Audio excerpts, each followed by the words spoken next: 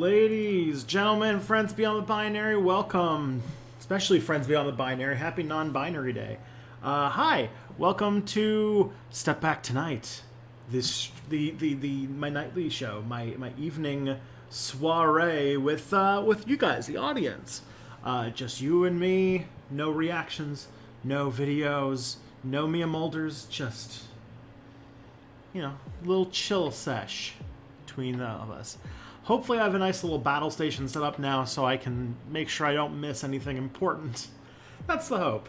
For anybody who it's their first time here, my name is Tristan Johnson. I'm the host of the YouTube channel Step Back History, which is a YouTube channel about history, which I realize now is weird to say that I stream on YouTube because you're probably watching me on there. At least 17 of you are. I stream every Monday from 12 to 2 Eastern Time. Here on this platform, and I also stream from 12 to 2 on Mondays with Mia Mulder, and I stream on Tuesdays from 7 to 10, which is what you're watching right now, which is the show Step Back Tonight. The Monday show is called The Money Discourse, and on Fridays from 2 to 5, I run a show called The Reactor, and I actually found out that there was a reason why some shit went down on Friday, because a bunch of people came in to try and be dickheads at me. And now I have the story as to where those people came from, and I know the whole thing. It turns out that I had made a comment about how nothing of importance was lost, or nothing of value was lost when atheism is unstoppable was stopped on the internet. And his fans did not appreciate that, and they found out that I was streaming around the time that he decided to retweet. And so a bunch of people came into my YouTube chat and wanted to inform me that I am a not good-looking person, as if that's not a thing that I have been told every single day since I was a child, and not something that I probably read on a hourly basis in my comment section. I get death threats on it, probably about every 18 to 20 hours. So, get better material, friends, if you really want to get under my skin. Yeah, I go by he, him pronouns. And if you want to find my work, you can go to stepbackhistory.com or TristanPEJ on Twitter or stepbackhistory on Twitch. Those are the main places where I make content. If you, now I gotta talk to the people on Twitch for a second. People on Twitch, if you are a Amazon Prime member, because, you get the 2-day boxes, you get the subscribe and save, or something like that. So whatever it is that that you get an Amazon Prime for. Maybe you wanted to watch The Tick or something. Did you know that as a member, as part of being a member of Amazon Prime, you get a free Twitch subscription every month? You can use that subscription to give money to one independent Twitch creator every month. And if you choose Step Back History, i.e. this channel, the one that I'm talking to you on right now, you do help with the feeding my cats, paying my rent, and I'm sure that there will be a Phoebe here later tonight too, to make the case that she needs food. She made the case that she was definitely trying to make the case that she needs food a couple hours ago. I also have to apologize for starting a little bit late, about 3 minutes late, just because I decided to take a short nappy nap before the stream started, so I'd have a bit more energy, and also to try out a new bed that we got today. And it was hard to get out because it was a nice bed. Sorry. Also, I haven't been sleeping super great because I've been staying up too late in this apartment, because I can't watch Kelly go to bed, so I never really know when I should be going to bed. And so I will just be looking at my watch and be like, oh, it's after midnight. I guess I should be going to bed now. If you haven't seen it yet, my latest video is on apartheid, otherwise known as I ruin apartheid by making it political.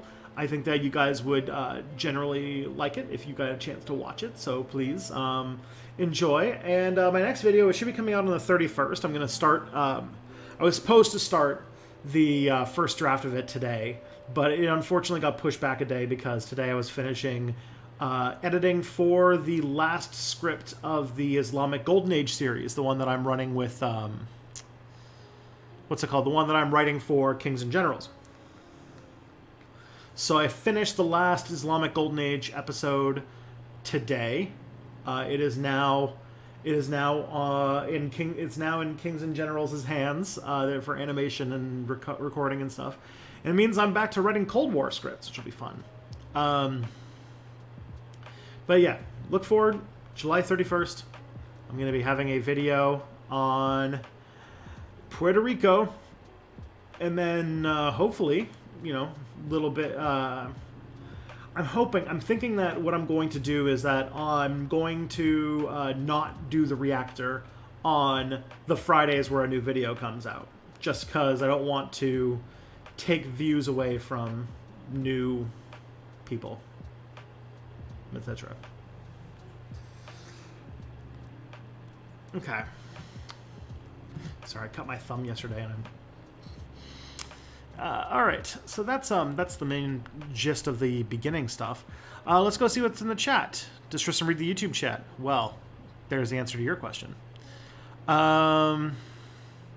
ran a woman off a public road here in Boston. Oof. Who's they? The cops? God, that's terrible. Yeah, what's it called? People are like the police violence breaking out to suppress a popular uprising right now has been brutal, to say the least. All the shit that's going down in Portland comes to mind. That possibly killing people, which like blows me away.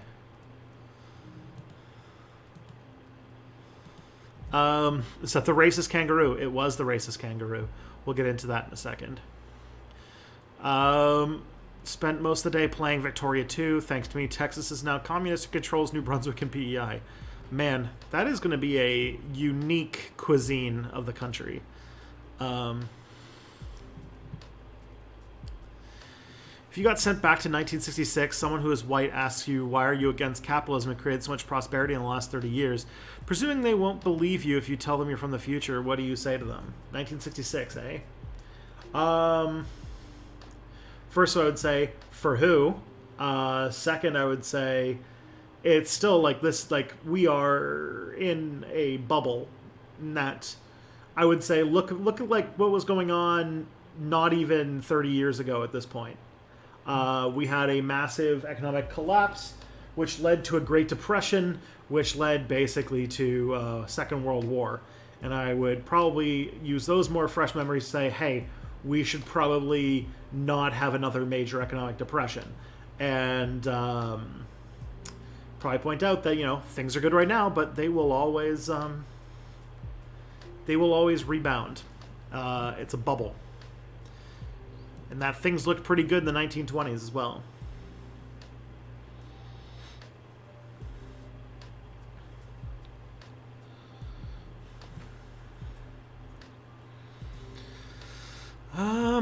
How do you go about boycotting something as ubiquitous as Harry Potter? So I decided it probably wouldn't be a good idea to pay to see any new Harry Potter content. Easy enough, most of the new stuff is crap anyway. But last night I was eating my chicken.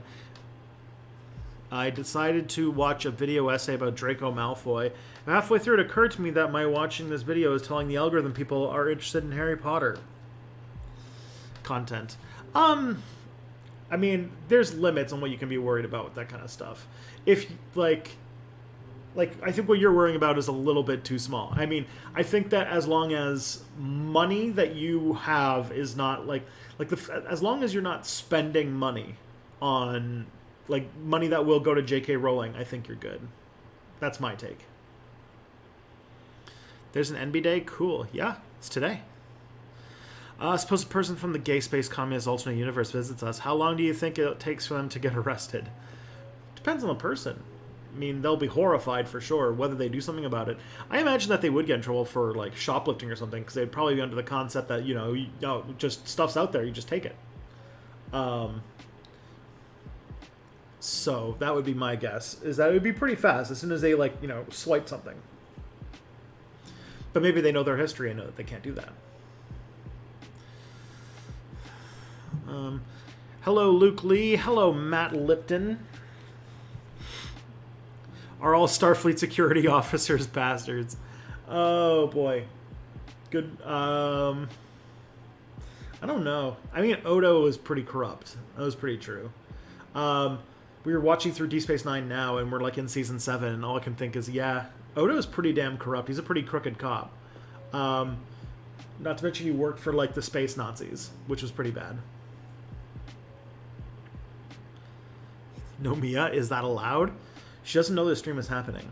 Otherwise, it's a secret underground stream. Because I do it in the middle of the night in Sweden, so that she doesn't know that I'm secretly streaming without her permission.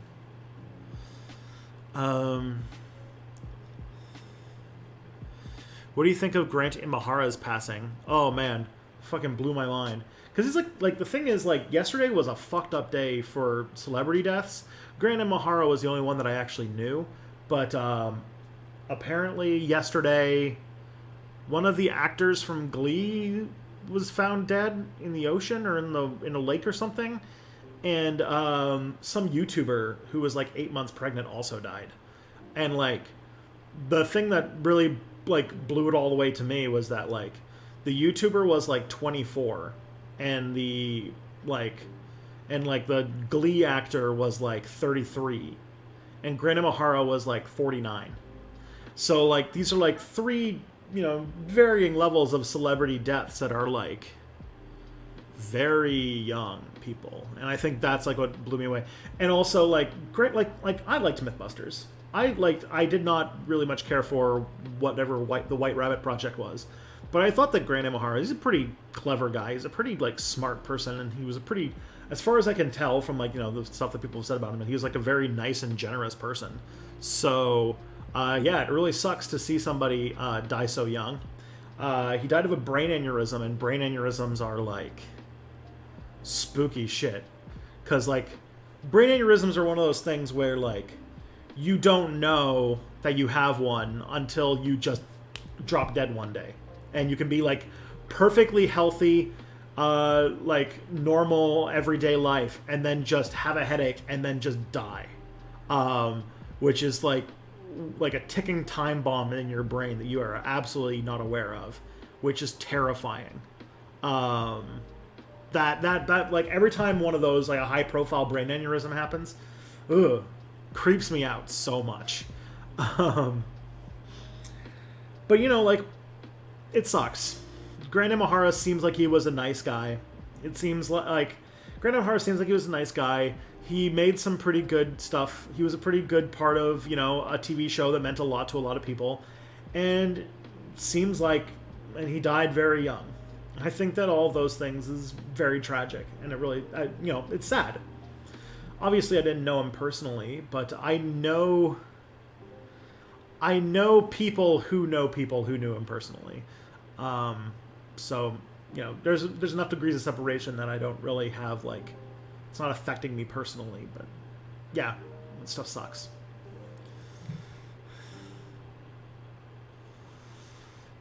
I'm currently debating someone that called Bernie Sanders a libertarian socialist and claimed libsuck is an oxymoron. Help me, I think I need more hobbies. You do. Arguing with people on the internet is like one of the biggest wastes of time. It's why I don't really do it anymore. I notice how I don't really, one of the things that I don't really do all that much is like watch a lot of right-wing YouTubers and like respond to them. I did that one PragerU video, and I probably should do more because it did really well. And I did that one Dinesh D'Souza video, and that video also did all right. It did well. It was overall a successful video, but like, goddamn. I'm not like, I can't really stand that kind of stuff because I feel like it's just a waste of time. I feel more like making something like, what is this video on Puerto Rico? And then all being like, oh, leftist stuff? Interesting. I hope to be like, I kind of talked with Matt Thoughtslime about this once, that I'm like higher up on the sales funnel than a lot of other left-wing YouTubers, where my thing is, my indoctrination is a little bit more subtle. And so I tend to get people who are interested in other things and then sort of, show them through history a topic that they might be already interested in that, shit's fucked up.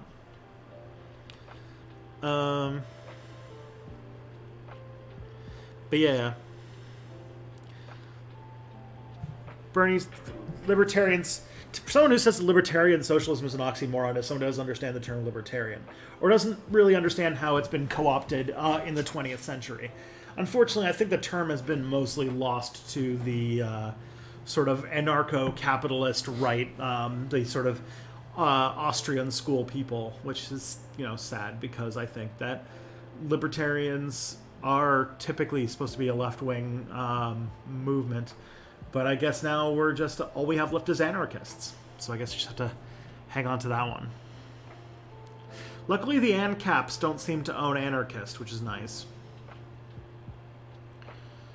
It's like Last Week Tonight or Muppets Tonight, because depending on, I have very different expectations. It's kind of halfway between the two, let's be honest. Is it true that pre-Columbian times you could be assimilated into a new Native American tribe after being kidnapped in war? Yes. That actually, in some areas. In North America, like the American Northeast specifically, that was more of a cultural practice.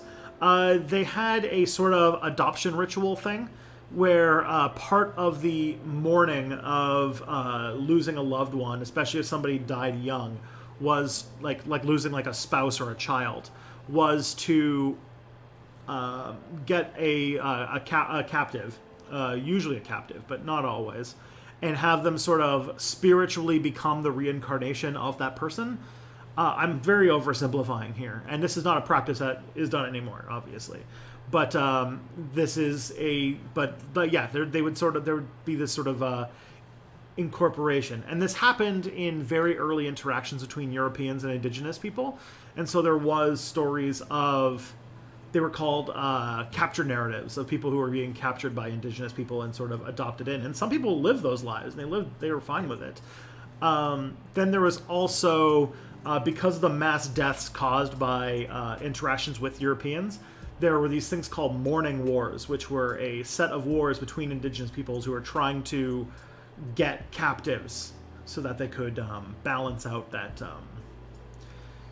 like if you lose a bunch of young people, you have to go and capture a whole bunch of people from another neighboring group so that you can sort of do the adoption, the mourning ritual that you need to do finished.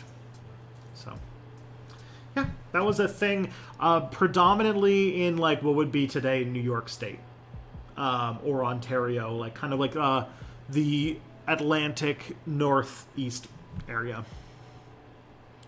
But not too far east. Like once you get to like the Maritimes and stuff like that, the cultural makeup starts to change a little bit. It turns into a bit of a different culture.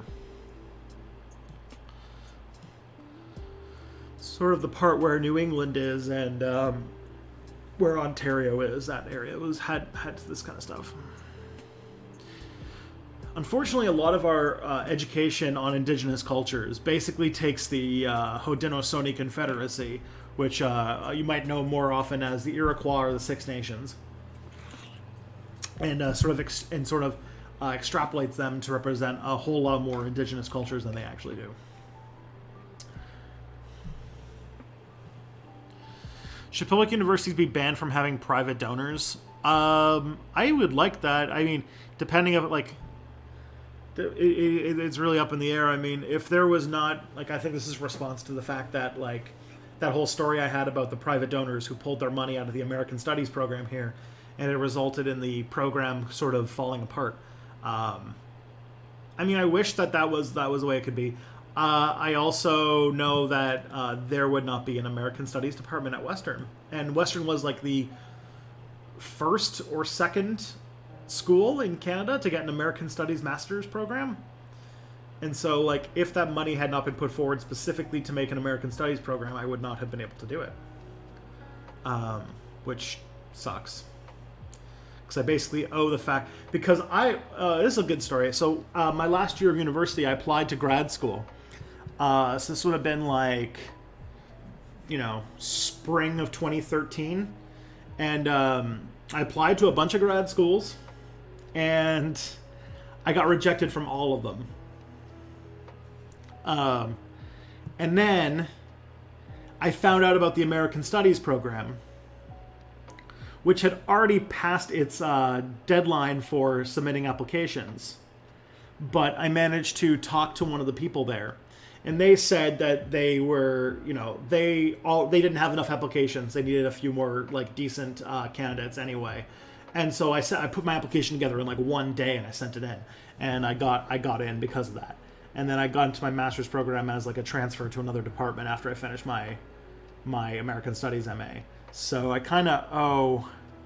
So like if it wasn't for like that private donor thing, I wouldn't have been able to go to university. I would have taken a year off. I probably would have never met Kelly, and I don't even know where I'd be right now because I applied. My idea was I was going to go to a bunch of American schools, but might have been I just didn't go to grad school, and then my life takes a whole different trajectory from that point on. Who knows? That's a very different life than the one I have now. But in general, that should not be what's it called? Random rich people should not be able to completely destroy a department because they don't like one of the speakers that came to speak. That's what happened to American Studies. I think a few months back, Mia said if Biden wins, it'll make everyone think third way politics isn't discredited. Is one of the advantages of him winning because of the virus that we can just say, no, he just won because of Trump, let several 100,000 people die if libs try to pull that shit. I mean, it's definitely a thing we're going to be able to say. I'm not sure how much legitimacy it's going to have because the libs control 150% of mainstream media, which means that there's not that much to be said. Like, the libs control all of the media, so therefore, they'll be able to twist the story to say whatever the fuck they want. That's my statement. Okay. Now, I was looking at something and then I forgot. Okay. Yesterday you said wanting to build a theocracy is fascist. Haven't theocracies been around forever, whereas fascism was created in the 20th century? Yeah, I was not being laser accurate in my definition of fascist, that's for sure. It's definitely not the, what's it called, hyper-nationalist, hyper-authoritarian thing.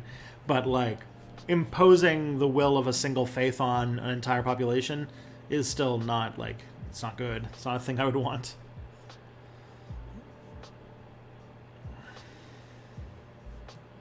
Have you heard of the book series The Culture? It's an anarcho-communist post-scarcity society as its protagonist society. Yes, I do know that. It's by Iain Banks. I have it. It's on my Goodreads. I think I definitely have the first book of it on my Goodreads. But I'm reading a lot of books right now. So we'll see if I ever get around to it. But the answer is yes, I have heard of it. Hey, Lil Brew, thank you for following. Welcome to the Orc Gang. Thank you. Right now, if you guys are interested, the books that I'm currently reading, actively, I read every day or so, is Stamped from the Beginning, which is a book on racist ideas in American history, written by Ibram X. Kendi. It's kind of a really big book that's on a lot of lists of things you should be reading to understand what's going on in America right now with all of the Black Lives Matter protests and stuff. So if there is a book that would be good to read, it'd be that one. I'm also reading a book that was recommended to me by one of my friends, Emily, called The Case Against Free Speech, which is a book basically talking about how the First Amendment and a lot of First Amendment conversations are a sort of distraction, and nobody there's nobody who actually free speech is way more complex than just you should do nothing, because that is a statement in and of itself. But because you're by doing no controls on who can speak, you are putting controls on who can speak, because you're saying whoever has the most power in society will be able to say things and will be able to silence those who have been marginalized. But the book is mostly about how the right has sort of weaponized free speech more often as a way to silence dissent of right-wing opinions rather than actual, like, actual belief in free speech. So, did AIU tweet about you? Yes, he did. The racist kangaroo tweeted at me to try and get his followers to attack me, and they found my stream during that, and they also said I had a soy face, and yeah. And then I got a lot of people who came into the chat and said, "I hope I die." That's fun. I love that. I love the thing. If there's one thing I love about being a YouTuber, it's the comments. It's the things people say about me on a daily basis. Oh, life. Why did the fan and AIU fangirls go to your chat? Somebody found it and they linked it, and so they said, "Hey, let's go. Let's fucking go." The liberal podcaster mentioned every stream that I'm permanently the response stream to, apparently. People try to talk one of them into communism, he always says, but why would people work if they don't get paid? So next time he does a Q&A, I'm going to explain labor vouchers to him. If you could put your lib hat on what excuse you think he'll come up with to disregard labor vouchers. I think that he would think that labor vouchers would just be a reassertion of capitalism under a different name, and that labor vouchers are just money under a different name. I mean, I'm not like actually like super into labor vouchers because like there are people who are physically incapable of working, and I think that nobody should what's it called? We don't live in a time where we have to worry about not having enough labor to do things, and so in my mind, people should not be valued and not have their physical well-being based on their capacity to do work. It's really, it's bad for disabled people. It's bad for mental health reasons, and not everybody can be productive all the time. And so, in my mind, we need to demarketize the economy overall. But labor vouchers might be a way to get people to at least think of value in terms of time rather than exchange. But yeah, that's the way that's what I think he'll try to do. Why did the AIU fangirls go to your chat? I already said that one. Been meaning to ask you since last week. You have a better understanding of guns than me. What do you think of Trudeau's new gun laws? Are they toothless or what? I don't actually know all that much about Trudeau's gun laws. In many ways, I think it was a response to the shooting that happened in Nova Scotia, if I remember correctly. And it was like a ban on some assault rifle designs, which first of all, we have a lot of gun control here. We have a gun registry. We have a long gun registry. I'm pretty sure it's very difficult to near impossible to have an assault rifle. And there's a lot of constraints on things like that. And so I think in many ways maybe it closes some loopholes, but for the most part our things like what happened in Nova Scotia are very rare cases here in this country. We've had 3 mass shootings in my lifetime in 30 years. Maybe 2? And, no, 3. There was one in Quebec. And,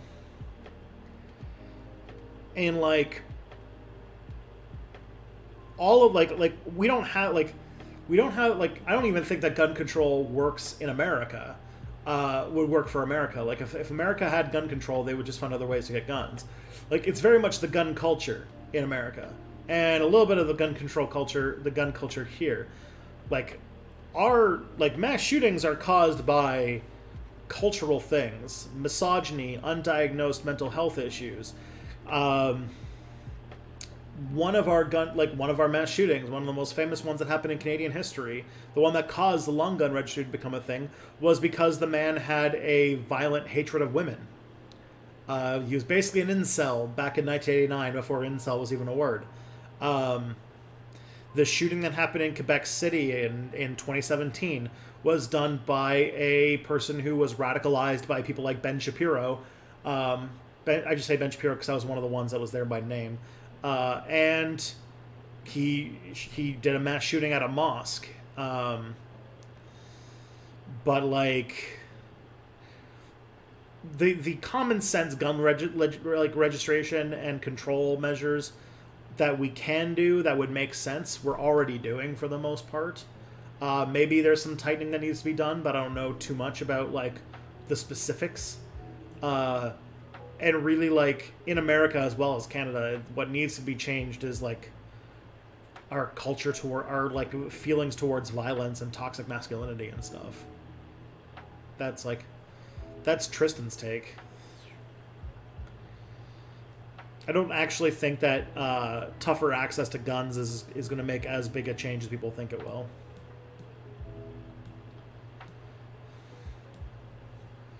Especially in Canada, where we like, because like America, it's a different story because America's gun control laws are just completely like out of control. They have no gun control whatsoever. But that's not the case here.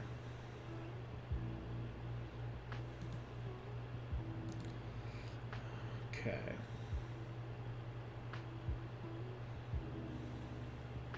That apartheid video was excellent. Thank you. Birdie's here. Hello, Birdie.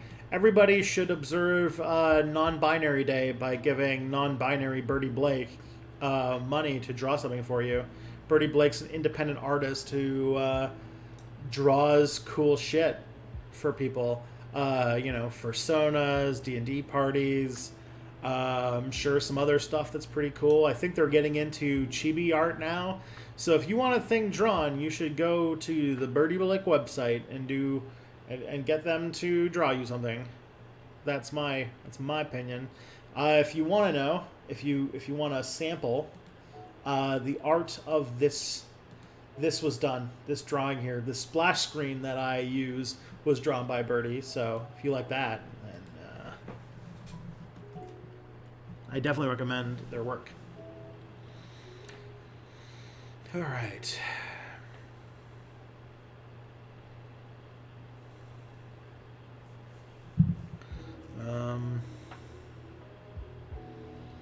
What nation states are currently fascist or ruled by fascists? Currently fascist, I would say, I can't really think. Saudi Arabia might be one. That's one that comes to mind. That's like top of my list of like countries that would be like actually explicitly fascist. Countries that are getting close. Poland's getting very close. Hungary is getting closer. And then there are countries that are run by people where if they were able to make the government changes that they wanted in society, they would be fascist societies. That would include the United States. I think everybody knows, like, if Donald Trump was completely unrestrained and had no, like, controls. Oh yeah, Bolivia too. Yeah. If the United States had no actual controls on the president, that Donald Trump would govern as a fascist. Poland has just reelected their fascist party. Hungary, yes. I would argue that probably to an extent Bibi Netanyahu falls on the fascist side of the political spectrum. Bolivia, with its current dictator, again, yeah, like, those are the ones that come to mind. I would also argue probably that India. I would think that Narendra Modi has definitely that kind of like thing. And Russia, yeah, of course. I forgot. Yeah, Russia. Russia's more or less a fascist dictatorship at this point, run by Putin, who now has no, like, what's it called? Now he can be president until 2036 or something like that. Like, oof. We're not going to be seeing the end of him anytime soon. He's going to die in office. Like 2036, he'll be like what? He'll be like in his 80s, late 80s, possibly his 90s. Like, yeah, he is president for life now, more or less. Are you sure it's a good idea to ask people to send you death threats to up your game? Probably not. I'm just being glib about the fact that like you really like. Do people really think that like saying that I'm fat and ugly is really going to like be a shock to the system for me at this point? As someone who has 66,000 YouTube subscribers and looks like this and goes on the internet every day and does streams.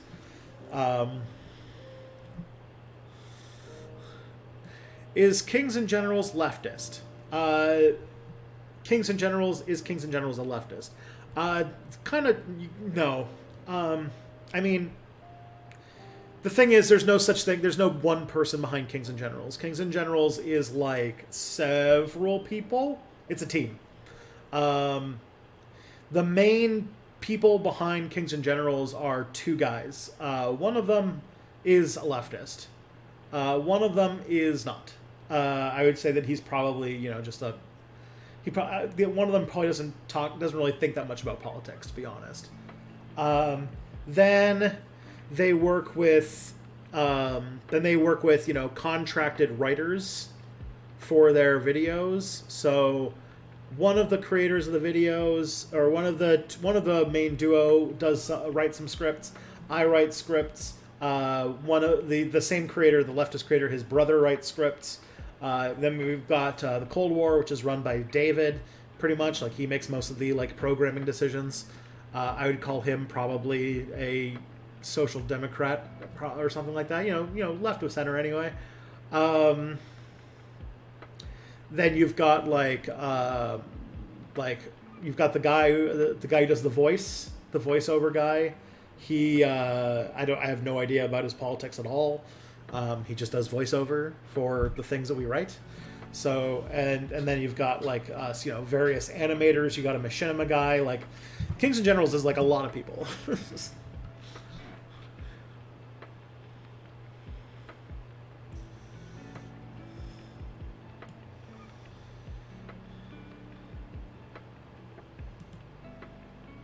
I'm so glad I did that video. I liked the South Africa video, but I was disappointed that it meant the era of history is being glossed over. Yeah, I knew I was going to come back to apartheid at some point. Do you think Joe Biden would really veto Medicare for all if we called his bluff on that? It would probably... He's very fair weather. Like, I think that Joe Biden might pass it if the entire Democratic Party was telling him to. But if it was contentious, even a little bit, I think that, yeah, he'd veto it.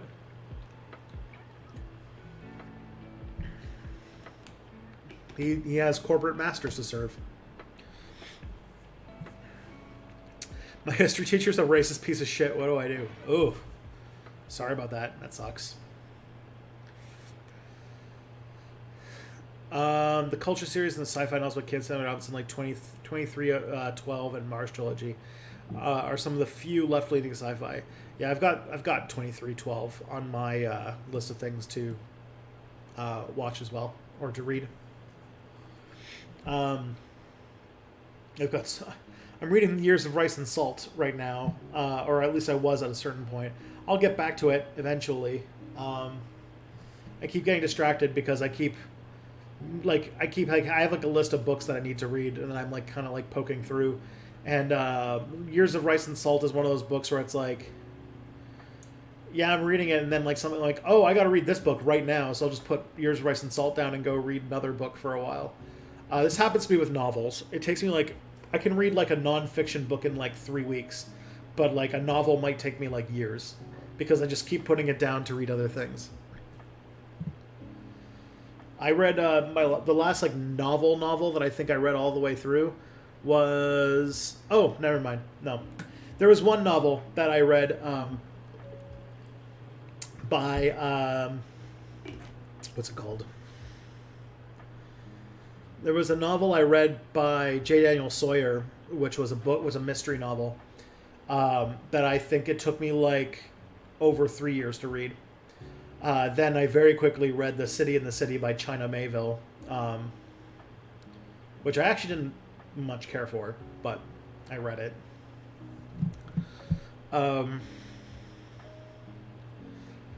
That's the last novel I think I've read, though, and that was probably about a year and a bit ago. It's City in the City.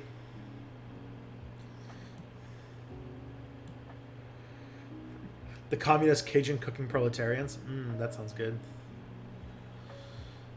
That's a revolution. If I can't eat it, it's not my revolution. Let's see. Racist kangaroo. Yeah, he was on all beef thing, right? I don't think bacon or seafood is covered. Oh boy. Have you read Lord of the Flies? I have not read Lord of the Flies. Unless I did for school. But I don't have a particular interest in reading that book. I don't really agree with it all that much. But yeah. I haven't given a single dollar to J.K. Rowling. Well, good for you. I'm young enough that I grew up during peak Harry Potter, so I definitely gave a good chunk of change to J.K. Rowling so I could read the books.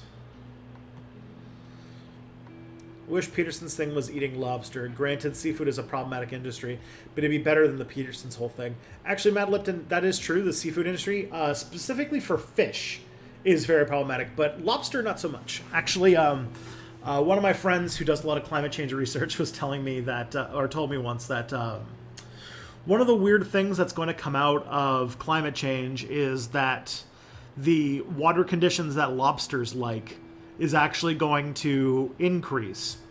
So actually, lobsters are increasing in number right now, and there's a problem with like the actual price of lobster going down. Another thing that's going to also grow out of control in an ocean that is warming and becoming more acidic is jellyfish. So expect an ocean full of jellyfish and lobsters.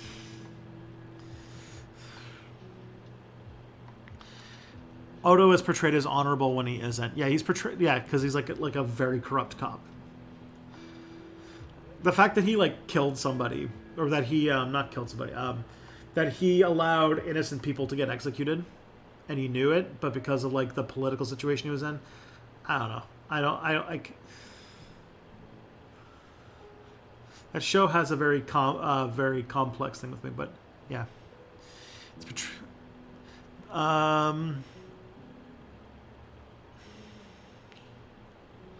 Notice me, senpai. You are noticed. The guy from Mythbusters, yeah. How did her daughter get that grift? I don't know. I don't actually know how. Grimnick. Thank you for following. Welcome to the Orc Gang. Thank you. I'm not exactly sure how Michaela Peterson got into red meat. I think that like it's bigger than her. Like I think that there was sort of like it was kind of big in like Silicon Valley. Amongst like a handful of Silicon Valley, like what's it called, like cryptocurrency guys at a certain point were into it, but I think it's like an extreme version of like paleo eating. Like I think it comes from like it's an offshoot of the paleo diet people that Michaela Peterson got into, and I think that she ended up popularizing it more than anybody else could. Yeah, R.I.P. Grant for sure. Poor guy. We're told that people like Odo always applied the law fairly, but how do you do that if you're a cop for a fascist dictatorship that has laws that are designed to be unfair? Can't really be a cop under a fascist dictatorship unless you're like doing like a Oscar Schindler thing and really be an ethical person. That's what I would say.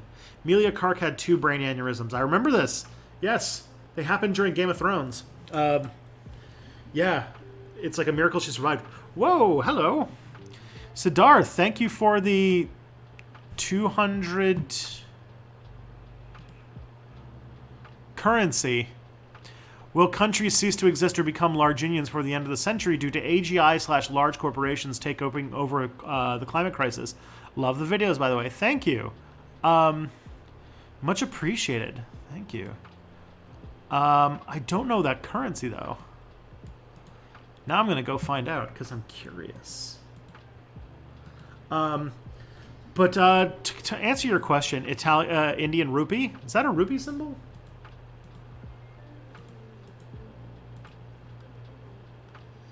You're right, it is.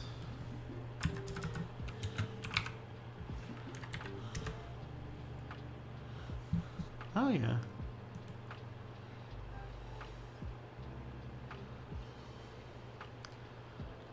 I learn a new thing all the time. Cool. Well, to answer your question, Siddharth, now your name makes a lot more sense. Will countries cease to exist before the end of the century due to AGI and large corporations taking over and the climate crisis? I more see a sort of fortress politics becoming more of a thing than like an actual I don't think countries will cease to exist. I think that I'm more under the belief that that countries are going to start to become more totalitarian as a result of climate change. There's this whole idea, like, I think that there's a few people, like, when you saw that there was that shooter in Christchurch last year, the Christchurch shooter made me think that that was more of what to expect from like what the future of politics is going to be like, which is like eco-fascism. This idea that like once the right starts to really realize that that things are going down south for the environment, that they're more going to focus on trying to hold as many resources for white people as possible, or a lot of states will, and will be more focused on like closing down their borders and trying to hang on to as many natural resources as possible before the clock runs out. And so my thinking is that states aren't so much going to, like, we're not going to see like a hyper neoliberal stance where like governments hand themselves over to corporations. You're going to see more of what we're seeing in like Eastern Europe. Right now Phoebe's playing with a jingle ball. I'm sorry about the sound. So I see more likely in our future people are going to just like that governments are going to become more authoritarian, more isolated and cloistered than like, larger effort. Now, whether that holds out, and if by the end of the century we end up with like rampant climate change problems and like governments are just not able to hold themselves together because of unrest caused by like shortages and stuff like that, and like tons of natural disasters, that could be a thing. I see more the state using that as an opportunity to become more authoritarian and clamp down with more violence than I see like governments actually collapsing. I think you're going to see a lot of countries that are still going to exist on paper nominally, but will more be sort of like Syria is today. Hey, Demorial 110? Did I get that right? Let me just check real quick. Demorial 10. Thank you for following. Welcome to the Orc Gang. Thank you.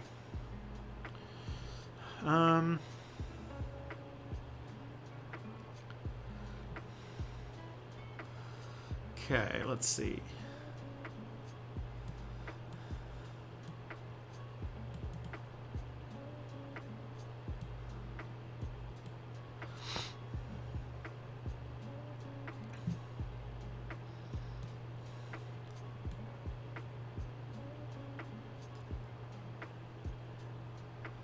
Oh boy. The person also responded to a text that took like 5 hours of research and writing within 9 minutes, saying how I clearly don't know what I'm talking about. Oof. Oofa doofa. Your love of history pushed you to the left. That's good.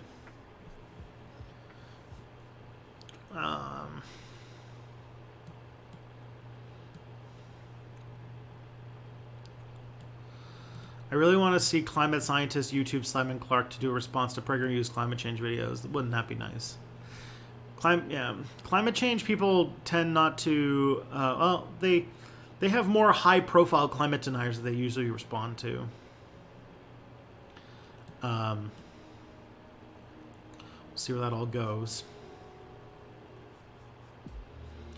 Did Bernie sell out the progressive movement in not only supporting Joe Biden, but with Biden-Sanders joint policy proposal?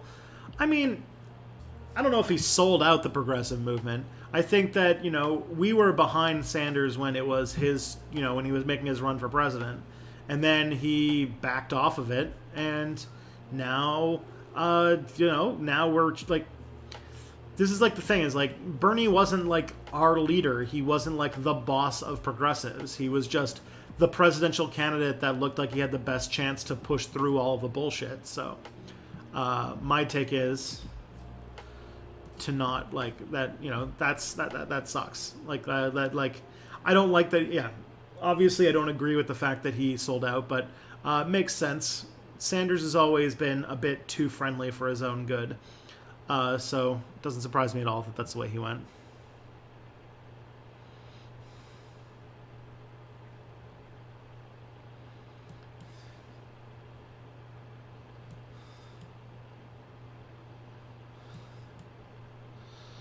I think most people talking about how Bernie / the squad have betrayed them are honestly engaging in purity politics. A little bit. I mean, Bernie, like, some of Bernie's actions to, like, let the DNC basically blackmail him into dropping out of the race and sort of selling out Tara Reid specifically. That was the thing that got me out, is when he said that he didn't believe Tara Reid. That made me very upset. That was sort of my, like, oh, Bernie, I thought you were better than this type moment. The squad, less so. I think that we've learned that AOC, despite being the probably most high-profile squad member, is the least, like, is the most into politics, I guess. She's playing a lot more friendly with the Democratic Party than some people are happy with. AOC's done stuff that I disagree with. Like, I don't like the fact that she sort of sold out Ilhan Omar during Tropesgate. And I don't really like that she sort of made some rumblings about Venezuela and Juan Guaido and bullshit like that. Those things I thought were really bad. Those are some bad moves. But, like, Ilhan Omar fucking nails it. Rashida Tlaib probably is a great member of the squad. She's solid.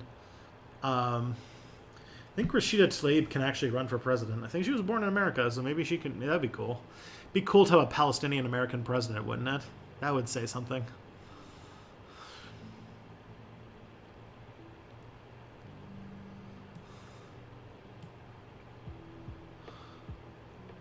But, politicians are what they are. They are primarily interested in staying in power. They might have good ideas. They might not. You shouldn't really look to political leaders as, like, actual leaders, because they're not going to drive policy that isn't, based on keeping themselves in power. Besides that, but anything besides their own really narrow self-interest for the most part. And so the main thing you should be doing is finding out which politicians are more amenable to your positions and just trying to give them power so that they can, push through the things that you want. That's my take.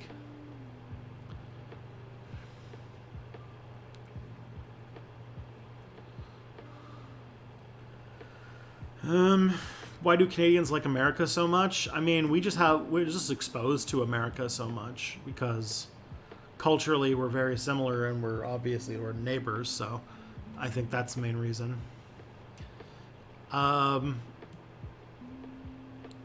Were many / any economists in the 1960s aware that they were in a bubble? I've read that some people back then had this naive idea that they'd lack overcome the boom and bust cycle by doing social democracy and Keynesianism. Maybe. I imagine that there were socialist economists that were, like in the Soviet Union, who were probably saying, hey, this is a bubble. But I don't know. Things weren't as enlightened back then.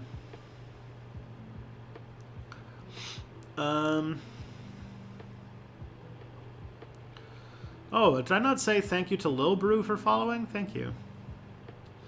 Don't read the first one first. Read the player of games first.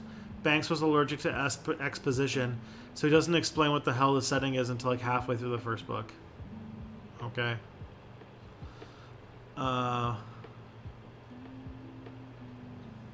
It's easier to follow.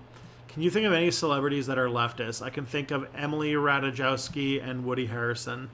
Like straight up leftists. Like there's some like I would say that what's his name? Mark Ruffalo is like very progressive. But like I can't think of other celebrities off the top of my head that are like actual leftists. There's a lot of them that are like, progressive libs, but I don't know of any that are like straight up like, like socialists. I imagine there are some, but I imagine that also because of their public persona and they're continuing to want to get hired and stuff like that, they keep a lot of that close to the vest for the most part.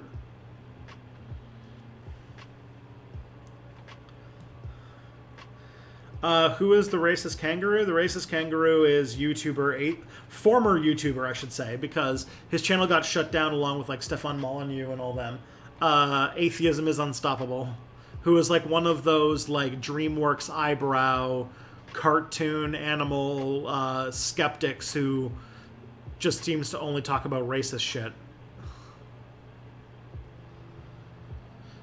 People do work all the time without getting paid. Interns, volunteers, household chores, people helping with their families and friends, etc.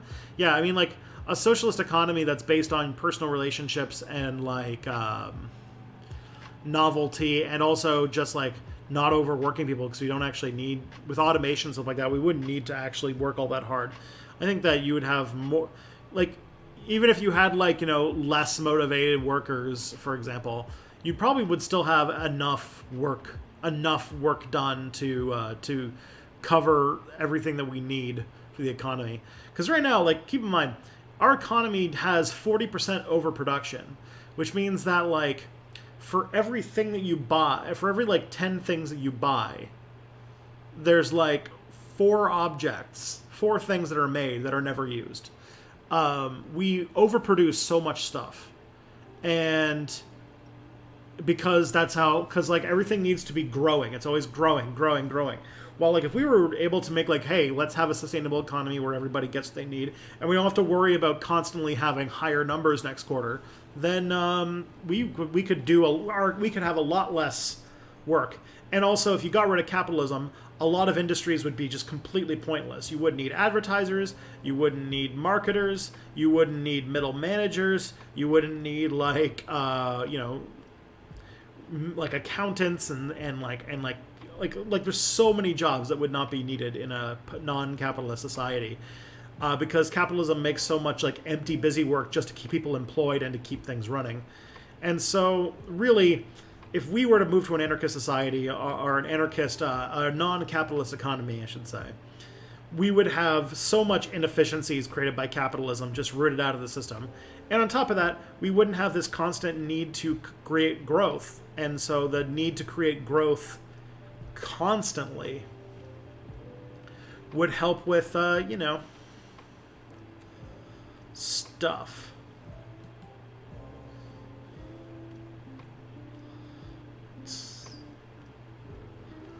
Would help with, like we wouldn't actually have to work all that hard. Like, my guess is that we probably would have to work half as much as we do now if everybody worked and we didn't have a capitalist society.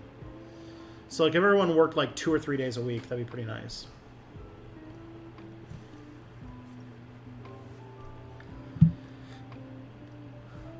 People who work all the time without getting paid, interns, so that. Plus, like me, like, this work, like, I work based on the kind donations of good viewers like you, which sometimes means that, I do hours and hours and hours of work that doesn't get paid for. And most of the other stuff I do is probably, would be under minimum wage. So that's my, life.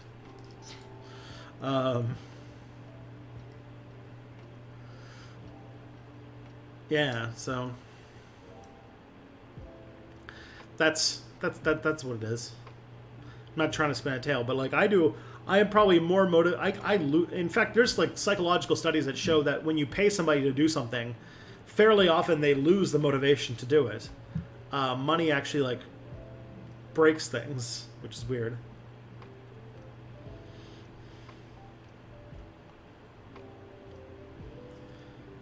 My boyfriend had some kind of long gun up until recently, and it was more of a pain just to own it than it was worth. Yeah. When native tribes did that, how did they know the people they were capturing would be trusted? When the Romans enslaved war captives, they were really terrified of them revolting. And these were like people they were forced into servitude, not people they were trying to integrate into Roman society. My guess is that the people that they were capturing were also part of a similar overall religio-ethnic cultural group that sort of understood the ritual involved and sort of played the role, I guess. But that's just me. Like, I actually don't. I'm not like. I'm not the most like knowledgeable on covering ceremonies. I think that's what they were called. It's an interesting part of like pre-Columbian America, but yeah, as far as I don't actually know how they ensured that people did that, and maybe they didn't. Maybe they just like let them leave or something. I don't know. I'm moving soon, so I need some extra change. I'm pretty good at it. Yeah. Where are you moving, Birdie? You leaving the city?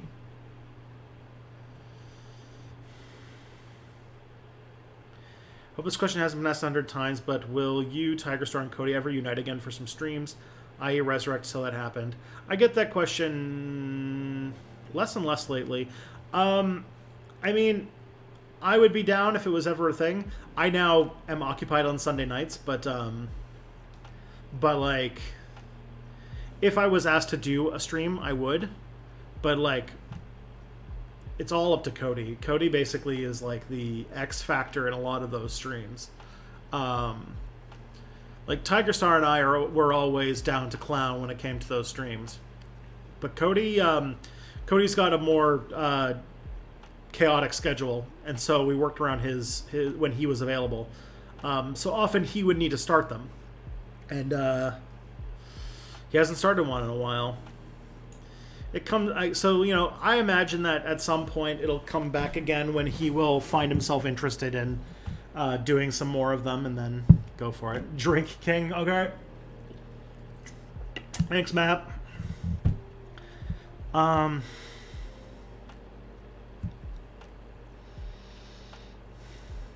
Isn't Saudi Arabia a little too stable to be fascist?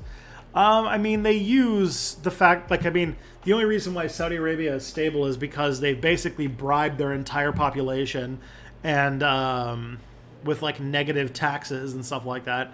But also they're, like, one of the #1 purchasers of weapons from the United States because they can just, like they had an Arab Spring where they just gunned down anybody, like, they just gunned down the resistance and it just went away silently, and the media didn't cover it because you don't criticize Saudi Arabia in the mainstream media. So why did countries start moving towards right-wing nationalism in the past decade? Because inequality has been growing. I think the main reason is that there was a major economic crash in 2008 in which nothing was changed and nobody was blamed and nothing systemically altered. And so things just kept getting worse with, like, collapses. And now we're, like, in another collapse. And it's going to happen again where, like, they're not going to learn any lessons. Things are going to keep getting worse. And nothing systemically will change. So.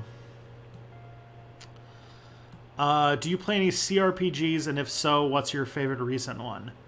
So, like, CRPG is, like, Baldur's Gate type stuff, right? Like, the sort of, or Baldur's... Saudi Arabia is the Florida of countries. Oh. Thanks, Michael Kirshner, for the $2 super chat. So the only, like, I haven't played a lot of CRPGs, I'll be honest. I have a few that, like, I'm going to play someday. Specifically, is it Path of Exile? Is that one of them? That's one that I have sitting on. I think that's what a CRPG is like Path of Exile and such. The only one that I played recently, I did like quite a bit, and that was Divinity Original Sin 2. And at some point I'm going to play it again because I want to finish it. And then I also want to finish Path of Exile so I can play Path of Exile 2 and probably play Tyranny. But I think that all of that's going to get set aside whenever I choose to play Baldur's Gate 3, because I think that that's the one that I'm like really looking forward to. Baldur's Gate 3 is is made by the same people who made Divinity Original Sin 2, but it's going to be for Dungeons & Dragons 5th edition, which means it's using the Dungeons & Dragons 5th edition rules. And I don't know if you guys know this, but I play during quarantine, I've been playing 3 games of Dungeons & Dragons a week, or 2 of them I run, so real big fan of the Dungeons... look at all the Dungeons & Dragons books right there. So, like, that's gonna... Baldur's Gate 3 is definitely gonna eat up a lot of my time when it comes out, eventually. Okay.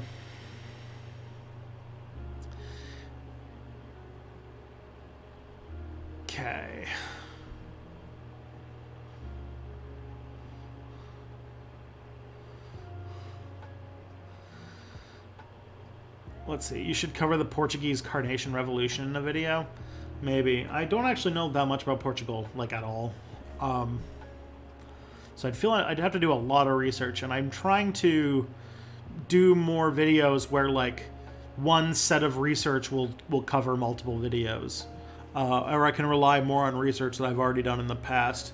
Just because, not like against it, just like if I'm going to do something big like a country I've never done before, to like have some time reading books about it before I even start working on the video, so that I have even like I don't start from scratch and make mistakes, because sometimes I've made careless mistakes, and I'm trying to fix that. Right now I'm going through a period where I'm trying to revamp my my research process, I guess just to say. And so it's like one thing that I'm doing. Which means that very often you'll have multiple videos where like one line of thinking sort of, I just realized I have to do some dabs, where like one line of thinking sort of goes forward through several videos. I hope. Like, I'm doing a lot of videos on American history stuff right now, so. What will happen when Putin dies? Will democracy return to Russia, be replaced with another pseudo-dictator? My guess is that it will probably be... I'm more on the side of pseudo-dictator. I think that there will probably be a rather nasty political struggle in Russia, if Russia stays together. I don't know. But that Russia will have a power struggle where some people will die, and then there will be a new leader who will take over. Maybe closer to the end of Putin's life, he'll start, like, you know, picking up. He'll start grooming an heir.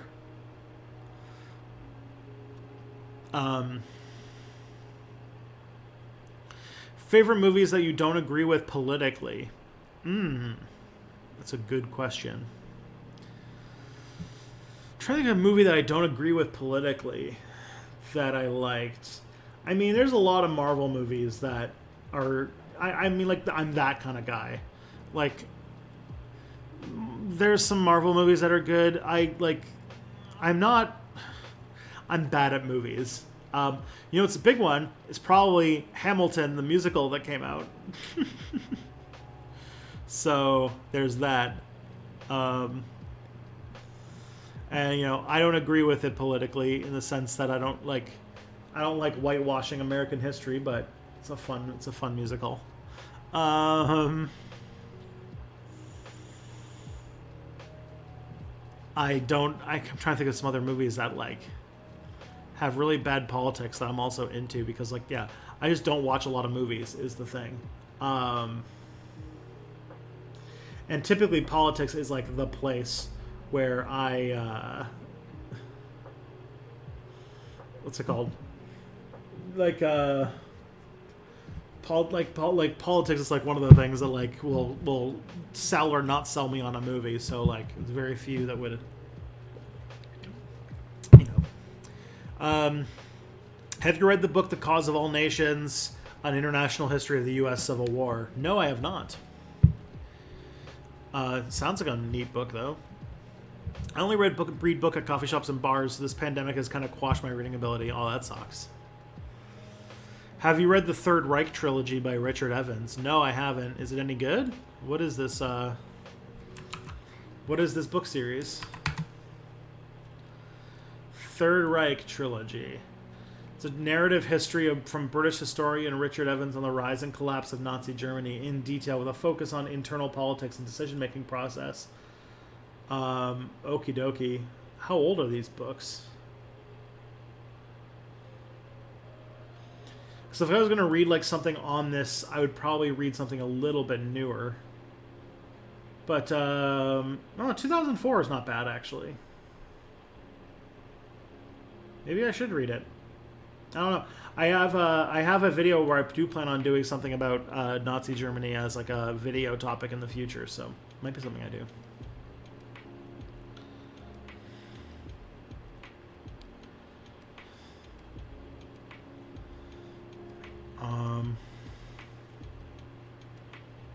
Okay. Tristan, please watch The Wire. I guess I should. I have a friend who wanted me to watch The Wire, and I watched the first episode, and I was so bored. But I know that like that's kind of the point of The Wire, is that you're like bored. Like I don't know. Like I have a short attention span for TV shows that it's like, oh, don't worry, like 6 seasons in, the show gets real good, and I like don't even know where to even start with shows like that, to be honest. But I have heard that it's like really rewarding to watch eventually, so maybe I should. Maybe I should get around to it, because I've heard The Wire is really good. Saw an article on CBCNS about microplastics being found in lobster larvae that's lethal to the larva. It literally chokes off the larva. Ooh, that sucks.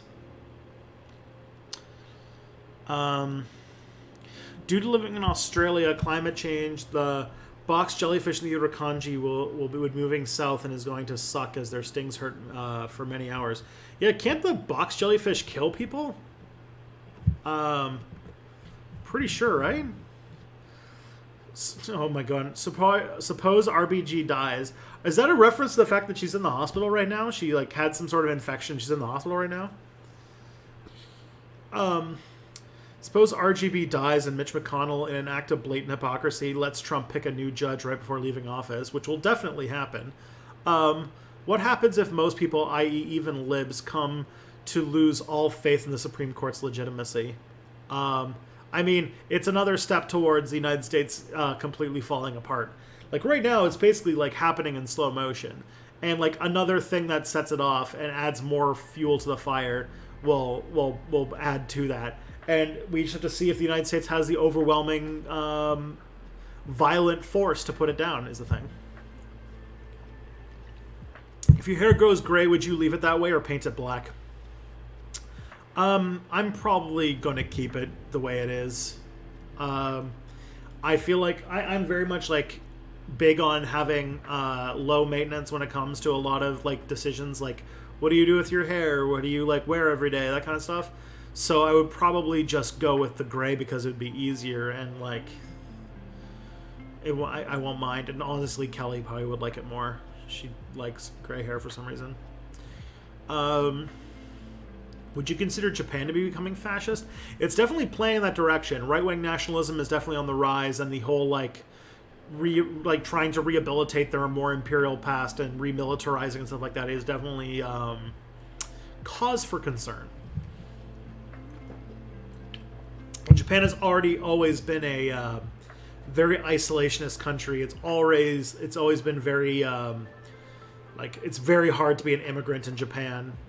Japanese immigrants in Japan are already treated pretty badly, and especially from Indonesia and the Philippines.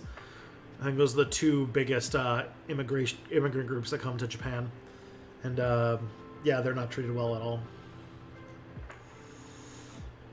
They're they're having a demographic collapse because their country is aging faster than other countries, but they are so anti-immigration that they don't let other people come in.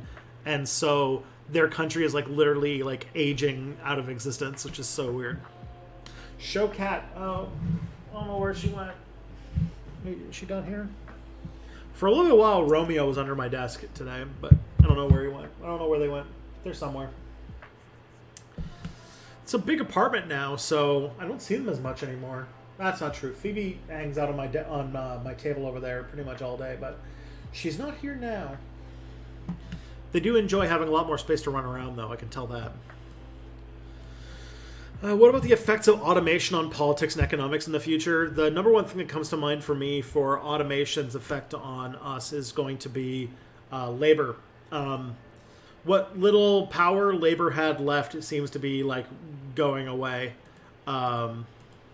which terrifies me because, you know, like if like our ability, like in many ways the like the left's ability to exert influence is limited by our power to withhold our labor, i.e. strike. And if we enter a point where the economy can hum along by without whether or not our input is here, that is not good. That makes me concerned about what's going to happen. Like if that's like the one unions and strikes are like the one place where the working class can actually exert influence on politics. And if they feel like they don't have to listen to you anymore, then they just won't. Which is terrifying.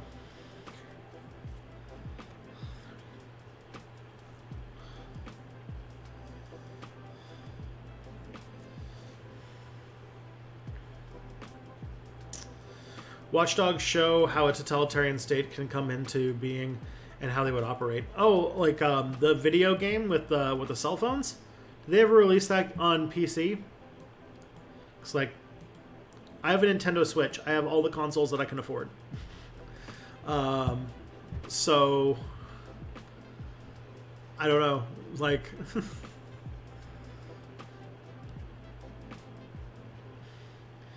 I'd have to like get it at some point, I guess. Elon Musk and the other billionaires are sipping Soylent on their Martian vacation. Oh God. What's your favorite one-hit wonder? Ooh, that's a fun question. I'm trying to think like of. I do love Cosmic Castaway, but it has to be a hit, not like a non-hit. I kind of want to say it's One Hit Wonderful by Real Big Fish, which I know is kind of a joke song, but or Call Me Maybe, or Somebody That I Used to Know. Those are pretty good songs. Those still bop. Because I'm like a dumb person who likes pop music, and I can't like cool indie bands. Like I'm not cool like someone who likes Fish or Weezer or whatever it is. Now it's like what, BTS? Is that what it's cool to like now if you're a Zoomer? I don't know.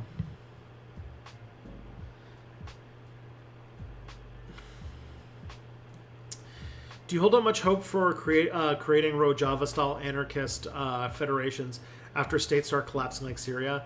Yeah, if things get more unstable, that might be a way forward for us. Like if we end up in like a climate change catastrophe where states are no longer able to manage themselves, Rojava style like municipal, like what's it called, libertarian municipalism, I think is what it's called, does have some hope for me. It's one of the more successful leftist projects in modern history, which makes me think that it's something to study at least and try and emulate in some capacity. And I am getting more curious. Rojava makes me a lot more curious about or libertarian municipalism, or whatever you want to call it, or Murray Bookchin's type stuff. Democratic confederalism, that's it. I want to read some more Murray Bookchin at some point in the future. How do we get colonial nations to take indigenous heritage seriously? I don't know, man. If you have an answer, I think that there's an award in there for you. I say that a lot on the stream. Hey, what was that? Hey, Gun Monkey, thank you for subscribing. Much appreciated. You're keeping food on the table and rent paid and everything like that. Cheers. Cheers to you, Gun Monkey.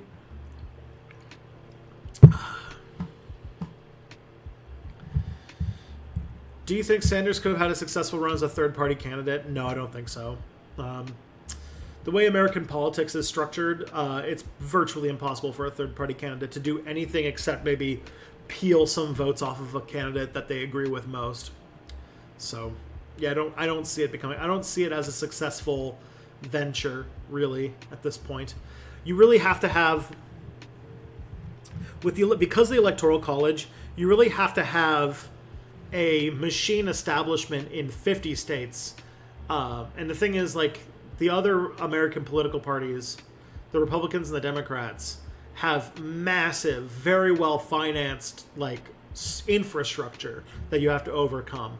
And I think it'll be a lot. Like, I feel like they're so entrenched that it would be a real undertaking to somehow gather enough resources and people and money and infrastructure all together to try and build the structure needed to really build a new national level party that would be successful. And that's why I think that the more successful route at this point is trying to take over one of the two political parties, or trying to establish something when one of them collapses, which hasn't happened. Last time that happened was in the 1850s. So, like, don't hold your breath. But taking over a political party, like something, say, like a progressive takeover of the Democrats, is probably a more likely option. But yeah, Sanders doing a third-party candidacy would probably not work that well. We could teach native languages in school. That is true. That'd be great if we taught. If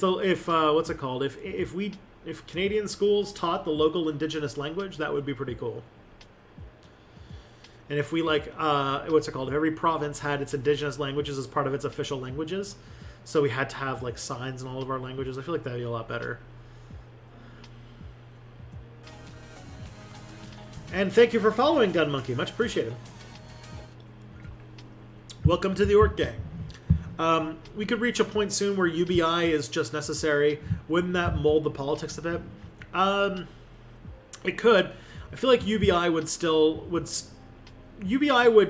a lot of the dangers of capitalism. Like, a lot of capitalism's collapse could be slowed down by doing something like what's it called? Doing something like a basic income program. I think it would help quite a bit, but it would still be like a band-aid on capitalism, and I think that it would still be like, still not like it would not be like a panacea. It wouldn't solve all of our problems, if that makes sense. And I do think that it would like the idea of like lost labor and stuff like that comes from automation, like the lack of need for workers for the economy to function, will still, like, the contradiction of capitalism, where like ever falling profit margins combined with like a need, like the need for a consumer base that has money to buy things, to buy commodities, juxtaposed against the need to pay workers as little as possible in order to keep ever shrinking profit margins in the bourgeoisie's favor, is always going to be at odds. And even with basic income, which is basically like a redistribution process, it's still going to, like, that process is still going to continue to some extent. And the contradiction of capitalism will still come ahead at some point. Like, in my mind, unless it's like seriously controlled, the first thing that's going to happen with UBI, like if you were to get like $1,000 a month from the government, the first thing that would happen is you would get your monthly UBI from the government. The second thing that would happen is your landlord would announce that your rent went up by $1,000. There'd be like new ways to use your UBI predatorily to basically rob you blind. Just watch. I hear tech worker will make the future's unions. Your opinions? I would love to see tech workers make unions. Right now, the tech industry is very not unionized. By the way, Zane, thank you for the super chat. Much appreciated. You're keeping this train running. But I don't like. Tech workers are notoriously not unionized and notoriously overworked. So Is that the place where we're going to see unionization rise up? I don't know. I feel like there's other places where it's more friendly.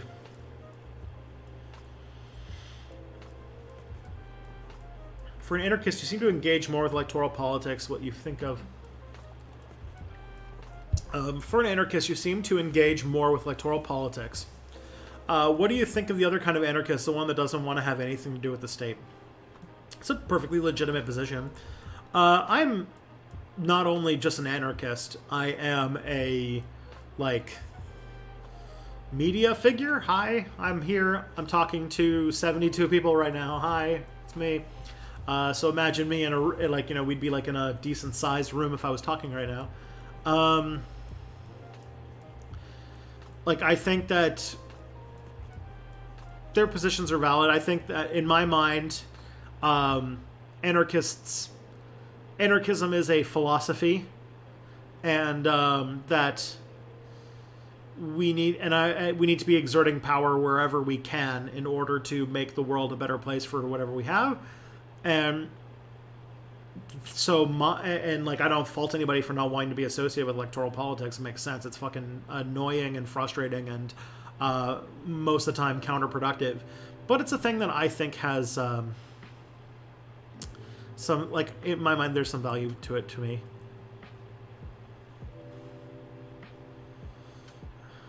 Isn't Alan Moore an anarchist? Yes. But he also is a warlock. So I feel like he very much is his own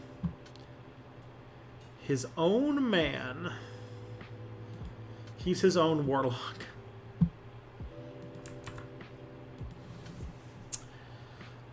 Suppose you gave a Democratic strategist truth serum, and they said, of course Biden did it, but we have to deny the accusations for the greater good so Trump doesn't get reelected. What do you say to them? I've heard multiple different rephrasings of this, and what I would say is, yeah, okay, but you can't just morally blackmail somebody into voting for a candidate. I don't know. I feel they shit the bed in many ways. Hey, I love Food74. Thank you for following. The problem was choosing Biden in the first place. That's already been done. That's done now. That's the thing we have to fucking deal with. And the fact that you're going to make people choose between two rapists for president is going to result in people not voting because rape is one of the worst fucking things a human being can do. So I probably should have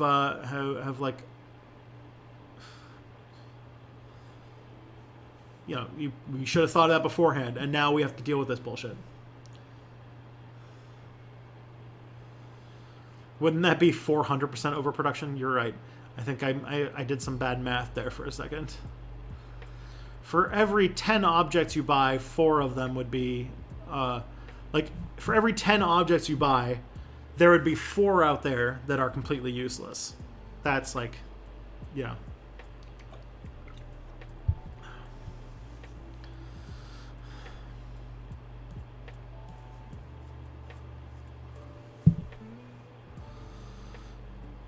In an anarchist society, could I keep drawing nerd shit? Yeah, you'd have a lot more time to just keep drawing nerd shit. You might also be able to do other things if you feel like it. You don't have to dedicate yourself to doing just one thing. I feel like that's a very capitalist way to look at things. The only thing that you might need, if you were to do any other work, it would be when you felt like it, and if you didn't feel like it, that wouldn't be the worst either. And then usually, the one thing that I think that is there'd be even distribution of what would be called unwanted labor, of labor that nobody really wants to do, like garbage collecting or fixing sewers or whatever. And if for one afternoon a month you have to go, and this is really only if you are able to do it. I know, Bertie, you've got some problems with you've got some health problems, which might make doing manual labor difficult. So it might be unique in your case, but for the most part, I feel like anarchist society, people would be more likely to do the things that they want to do and get good at things and change things that they want to do if they're so inclined. More likely. Hey, Taliskin, thank you for following. Welcome to the Org Gang. We're almost at 1,100 followers. Isn't that bananas? Open source developers don't really get paid. Some get sponsorship and donations. Yeah. Yeah, the people who say that, like, if you don't get paid, how do you motivate people? Like, how does the open source program work? How the hell does Wikipedia work? No one gets paid to do Wikipedia. Moving to Cambridge/Kitchener. Partner is looking at a place tomorrow. It's a really nice place, too. Huh. Cambridge, Kitchener. That's awesome.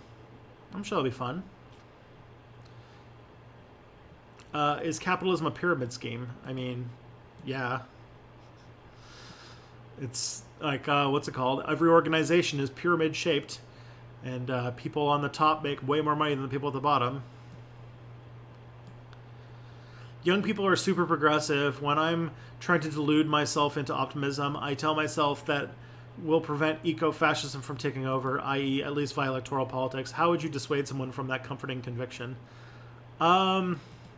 Just know that extreme politics are made by extreme situations, and that we are at the beginning of the climate catastrophe, and the worst has, like, not even entered into our imagination yet.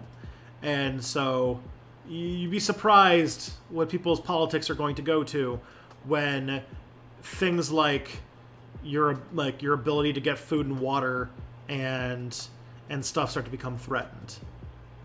That's where things will get scary. There's this whole statement that, like, every country is 3 missed meals away from a revolution. And as our material needs are going to struggle to be met, it's going to get more and more ugly.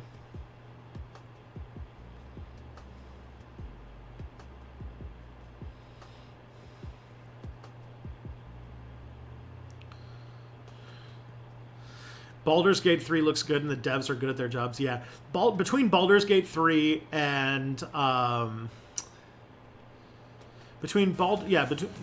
Hey, what username here?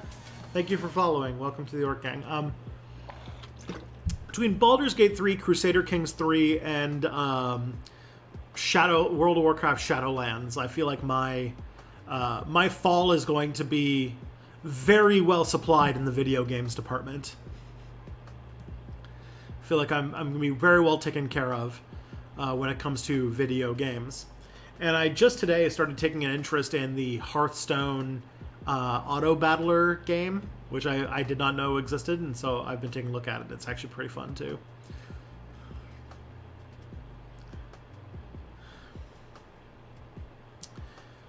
Doesn't China do the same, bribes its citizens? I actually don't know. I know more about Saudi Arabia than I do China. I really want to do I'm doing a China video. That one's part of my thing. But I also am interested in doing a Saudi Arabia, like a brief history of Saudi Arabia. It's a country I think the world should know more about. Will there be a React stream this Friday? There should be. I have no reason to think why not. What did Thought Slimes do to annoy you during one of your D&D games? Oh, yeah. I mean, I will say this. He's never done anything to annoy me in a game. Ever. Matt is a great, like, he has an improv background, and you can tell he's extremely generous. He's very kind to other players. He doesn't like, he's very much like is like a guy who will set up other people and makes everybody laugh all the time. He's done goofy stuff that have moved the campaign in interesting directions. I think that, like, the number one thing, which I think is, like, Matt's probably responsible for the number one biggest, like, event that changed the entire, like, trajectory of the campaign, which was, there was this situation where they had this little, like, town that they were building, and it got attacked by, like, this big wave of undead monsters, like a big wave of zombies or something like that. And they beat it. And then they were like, oh, like, where did this come from? We got to find out where all of these, like, undead are coming from. And they were able to trace it to this, like, destroyed church in the middle of a jungle. And what they did is they went down into the like kind of crypts of it, and they started to become more aware that this was probably being done by a vampire. And Matt's character is very goth, very like lots of interest in Batman, but also had a girlfriend that was like several centuries older than him. His character was human, and so like he knew his character, like even though his character's only like 19, probably only has like 50 years to live, while like his girlfriend was immortal. And so he became very interested in immortality, and like or not that I knew of that, but like he became very interested in becoming a vampire. Now this is where the line between what made sense for the character and what Matt wanted to do, because Matt wanted to have fun, met with each other, because I think Matt reverse reasoned the immortality thing because he just wanted to become a vampire. And so there's this whole like, you know, crypt dungeon. It was all set up, and Matt just poof, like ran right forward, hid from the party, like turned himself invisible. Like he was a rogue. So it was a rogue that could cast spells, so he would like turn himself invisible and hide from the party, and the party's trying to track him down while he's just like zooming past like room after room after room.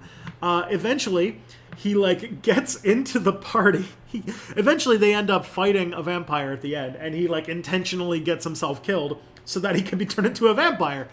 And then he was a vampire, and he spent a year in the game being a vampire. And the vampireness like involved him becoming more and more evil, and now like the main storyline is about trying to rescue his soul from like a lord of hell. And so like that is like the big thing that he did. But for the most part, and also this character right now is a we just hit 1,100 followers. His character right now is modeled off of Saul Goodman, and so he's very much like a con artist. And so like he's swindled, like he's always like doing kind of like Better Call Saul stuff. Like he sort of sweet talked his way by conning into like this fancy hotel, getting rooms by kind of conning one of the employees there, and he did it, and like he did some fucking like amazing roles for it. Otherwise, if he had not done that, like there's some pretty powerful people he would have pissed off, and he might already have, because he sort of just left this person. So there's like, you know, there's stuff going on there. And so, and also Matt, between those two characters, had a short-lived character. While like we had one character, you know, we had the one character who used to be a vampire, who was then like who was then killed, and then we had like we have characters that are like associating with like dark forces and stuff like that. And so the character Matt made was basically Geralt of Rivia in the form of a dragonborn blood hunter, and this character was like just like this like no nonsense grump Geralt character, and was just like, wait a minute, you're cavorting with evil, like fuck you. And I think Matt's even admitted on a couple of occasions that he likes to cause mischief, and he likes causing like, you know, he likes causing a little bit of drama at the table between the characters. And so like, you know, that's the kind of stuff. But everybody loves it. So I think that he what's it called? He was playing his hand, obviously, to make the joke in the video that one time, which was a good video. I thought it was funny. His first character was a vampire. Then the vampire turned like very evil, and so they killed the vampire character. Then he played the blood hunter, because we thought we were going to do the next adventure was going to be hunting down the evil vampire, but they killed him in like one session because I kind of fucked up some stuff. So the blood hunter character turned out to just not be all that fun. Like the blood hunter class just wasn't all that fun for him. But then also Yeah, like then like the character that he made was more for this adventure where they would be hunting down a vampire, not so much for what it ended up happening where it was like a whole trip to the plane of fire and stuff. And so we introduced Willie, which was more of a character that let Matt be Matt in at the table, but also and also did stuff. So yeah, I'm always happy to talk about that Wednesday game. We've had this D&D game going now for almost 2 years. Like we're like 2 weeks away from the campaign going for 2 years, and I've loved every second of it. It's been a great campaign. They're level 14. Get to do big nasty stuff. Right now they're in a cult dungeon. They're like in like the basement of an evil demonic cult, where they just like fought like an army of kitchen imps. So, you know, things are going well. They're having fun.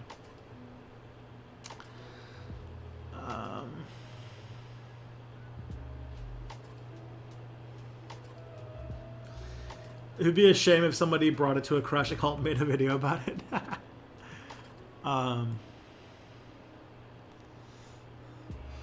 We'll see. We'll see. The next game is tomorrow, so see what happens. Don't give him any ideas. Starship Troopers is based on a book where the writer was a fascist and the movie director makes the movie that's a critique on fascist culture. Yeah, the Verhoeven Starship Troopers is so good. It's the number one go-to when somebody tells me, like, what's one movie where the movie is better than the book? And I always say Starship Troopers, because Starship Troopers is a bad book, but a great movie. Specifically because of politics. Have you heard about Operation Legacy when Britain destroyed records of its colonial crimes in the 60s before leaving colonies to their own free governments? No, I have not. But I will, I'm going to take a look at this because that sounds interesting. That sounds right up my alley. That feels like something I could write about for the Cold War. Do you stream your D&D? No, it is a private game played with just my friends on Discord, or before that it was in person. It's not a show. I didn't want to. I used to be on a D&D stream before this campaign, but I intentionally left it because I did not like. I wanted D&D to remain a thing that I do for me and my friends, and it's like a personal, fun, creative thing. Like, as I obviously I run this game that we play on Wednesday nights, and I enjoy making stuff, making fun content for the 6 people who play. Like, I like that I'm making it for my 6 friends, and I don't have to worry about the entire internet. I feel like that. I feel like that's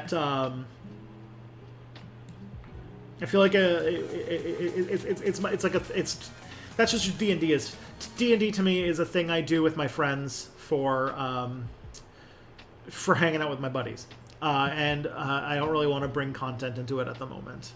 I hope that makes sense. I know that there are a lot of people who are very curious about this D&D game because they know that I run it and they know that Matt's a player in it, but I do like it just being kind of like a thing that a group of friends do.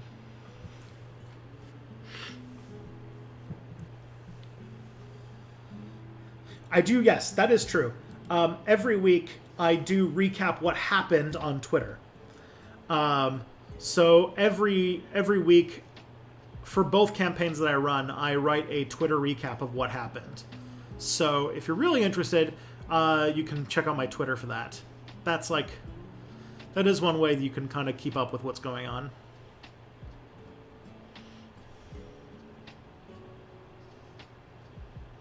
You also definitely avoided saying butt stuff on stream, and now I'm sad. Did I?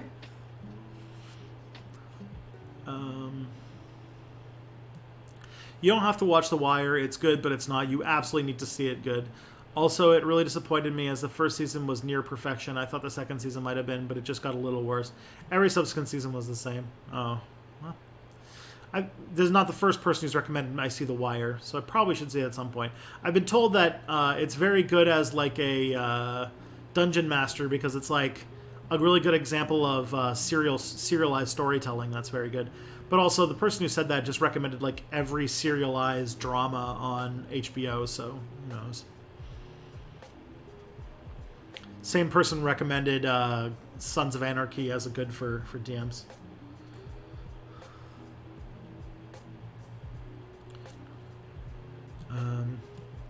Once the U.S. has collapsed, I think it will make it a lot easier for revolutions to occur. Oh, yeah, I mean, that's true.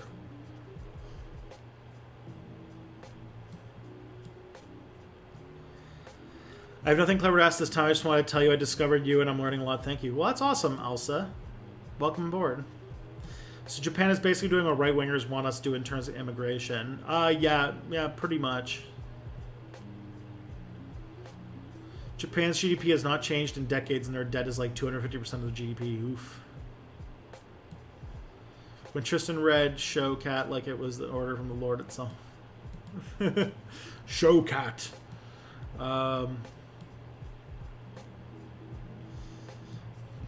Didn't Japan... It seems Japan didn't get as strong defashing actions by the Allies. Yeah, that's true. They were a lot... Because it was just the United States went a lot easier on Japan because, like, Germany, like France and the Soviet Union wanted to, like, really crack down hard on Germany, while the U.S. had total control over Japan, and the U.S. did its own... was very much its own thing. Just dropping a say hard. Oh, thank you, Jimbo. Have you looked into Bhutan at all? I have not. My favorite one-hit wonder is Mambo number 5 because, wow, how did that become a thing ever? It's true. Fish was never cool. Tristan, please, you're embarrassing yourself. This is true. Okay.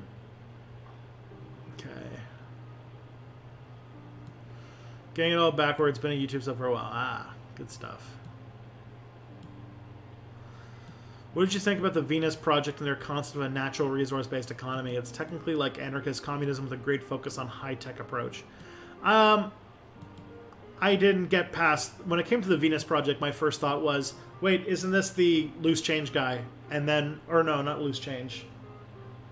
He did another video. There's a guy who made the documentary that was like 9/11 truthers, Jesus wasn't real... and some other one, and I was like, oh boy, I am not going to check into this political ideology that has been created by, like, what's it called? By, like, this dude whose, like, main claim to fame is this, like, absolutely bonkers conspiracy theory documentary. Was it Zeitgeist? Zeitgeist, that's what it was. That was the name of the movie. He made a documentary. Before Venus Project, he made a movie called Zeitgeist, which was like a conspiratorial screen. And I have a special place in my heart or a special place of disdain in my heart for 9/11 truthers. They don't like them. Suppose Jeremy Corbyn had won in 2017. Do you think media hostility would have prevented him from getting anything done? I don't know. Probably, I mean, prevented anything from getting done, maybe not, but probably would have been a albatross around his neck the entire time, that's for sure. I vote because it's easy for me where I am. For others, it's a 10-hour queue. If you can put together the process with a 15-minute effort, then do it. You have to weigh it all yourself, yeah. What conversation topics do you wish more viewers would bring up? Sometimes I get a feeling you were agitated by our questions. I think these questions are fine. The only time the things that irritate me when it comes to questions are like, can you explain this thing that would be the first result of a Google search? And like, questions where it's like, I've answered this multiple times, but like, just this idea, like this very like, you know, like a very reactionary take that like just won't let go. Makes me like Islamophobes make me grumpy, and I know that like I've gotten several in my chat at a few times in history, so oh boy. Come on. Come on, the internet wants to see you. Come on. Come on. Here, let me pick you up. That doesn't work. Oh. Nope. It's a rare Romeo. Phoebe almost never meows, actually. Oh no.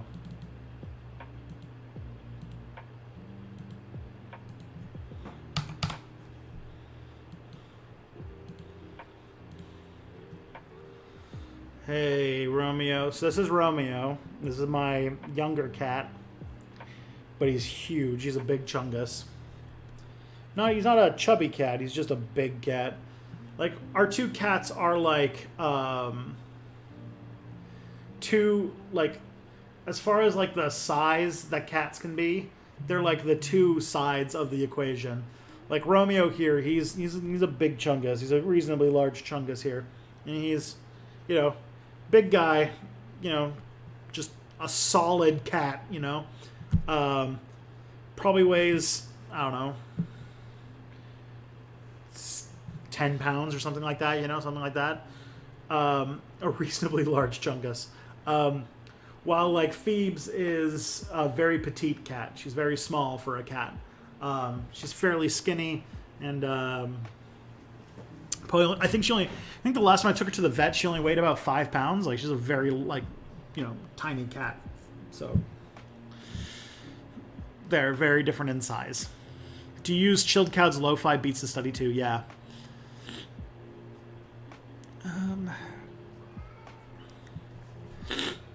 Deceased voter turnout will be a thing this year regardless. Oh boy. I mean, after they vote, that's for sure. What is Paradox? Paradox is a company that makes video games about history. Will you ever do a history of Basra? It was like the Venice of the Middle East. Maybe. I do like Middle Eastern stuff. Are you considering Nebula? Maybe. It's on my list to definitely apply at some point. Like, I definitely would like to do it. I have a lot of connections with the people who make Nebula, and I wouldn't be against getting into that sphere somehow. But at the moment, it's not. It's, you know, it's on the horizon. It's not a thing I'm working on right this moment, but it is a thing I would like to do someday. Hey, High Step BBH, have you ever done a video on Thomas Paine, or if not, have you heard of him? Oh yeah, I've heard of Thomas Paine. I haven't made a video about him though, no. What do you mean have to? Like, how do they make me pick up trash if I don't want to? Hopefully you just volunteer to. Like, I imagine we'd figure it out. What do you think the, wait a that. Do you think that once the climate catastrophe hits, there will be wedge issues similar to our virus pandemic? What are your predictions on how the rich will act versus the poor bandwatch conservatives? I see, like, the things I see becoming like wedge issues. Like, I think one of the signs that you could see like dark stuff on the horizon is like if America or Canada started privatizing water.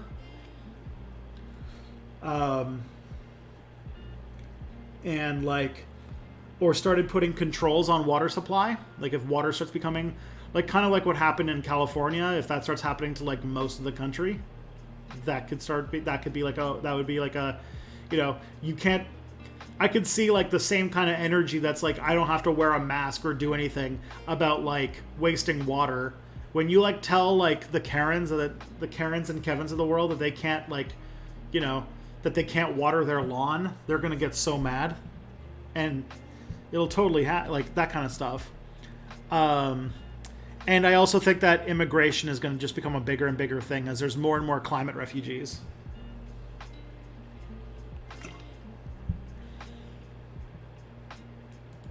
I have a fat black cat named Satan. That's awesome.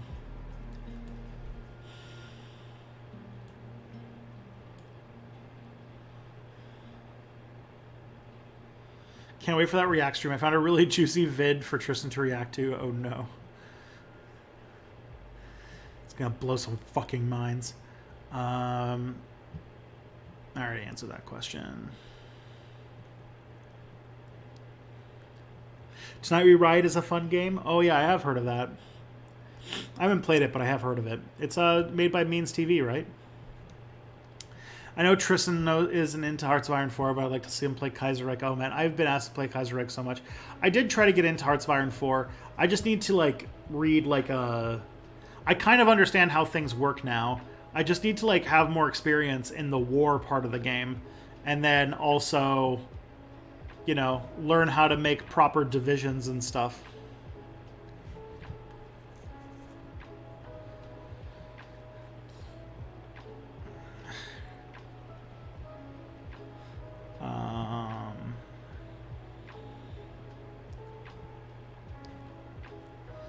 How's it going with the thesis? What thesis? I dropped out of my PhD like in 2018. I think. Yeah, 2018. Yeesh. It's been over 2 years now.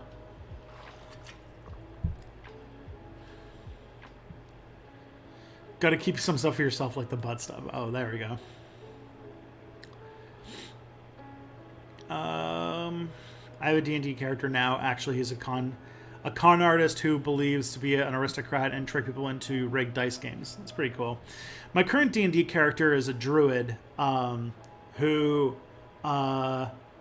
is like into like decay and like death and decay and stuff. So like he makes Last of Us zombies and is like in tune with like the mycelial network of the earth. And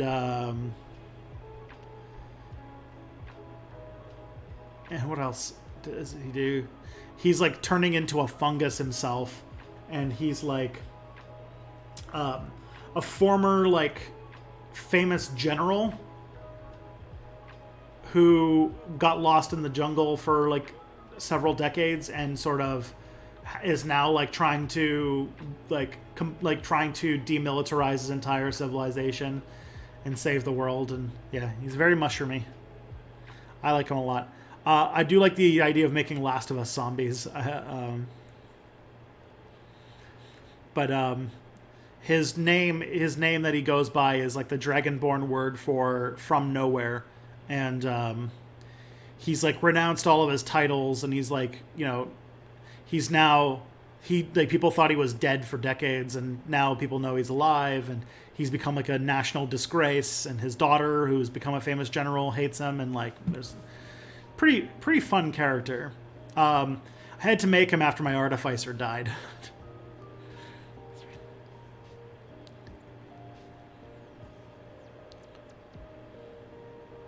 Do you like Leon Trotsky? Like not particularly, to be honest. Any advice for someone trying to get into teaching history in the U.S.? Also, any thoughts on which U.S. state you might recommend is the best to teach in? Currently, basically in the Continental Center. I don't exactly know where. Like, you'd have to check about which states, because like states vary wildly about how good they are for teachers. I would go and check to see which states are good for teachers or not. As far as teaching history, like, I can't recommend anything else except just get those straight credentials that you need. Teachers college, that kind of stuff. I don't know exactly how that all works in America, but, you know, get your history degree, get your teaching certificate, and look up states, because some states are really bad. Like, teachers are very, very underpaid and treated shitty in a lot of states. So you might be limited to a few states where teachers are paid decently. But I couldn't name them off the top of my head right now. Sorry.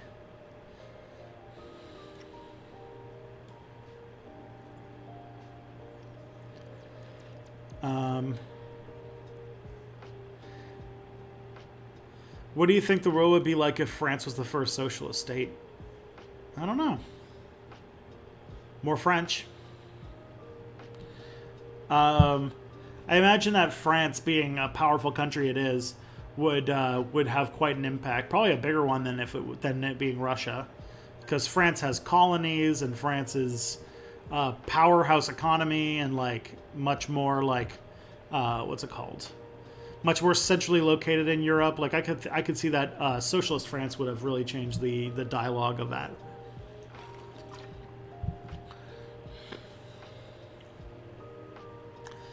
Can you explain the most basic tenets of your ideology for me in detail without getting a little bit annoyed by the repetition? No ideologue.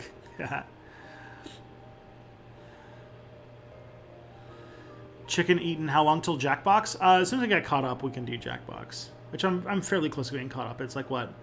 I'm like about 10 minutes behind now. Less than that. Um, Watching everyone lose their actual shit over a fucking face mask makes me think that everything is going to be a wedge issue. Yeah, like, there's this wonderful thing that somebody said, which is like, Fallout is an unrealistic thing because we've learned that you could not get people to stay in an underground bunker for that long because they would leave. Like, yeah. Can you please explain what led to the Balkan Wars and its genocide? It's very much like the Dominion War in DS9. Is it?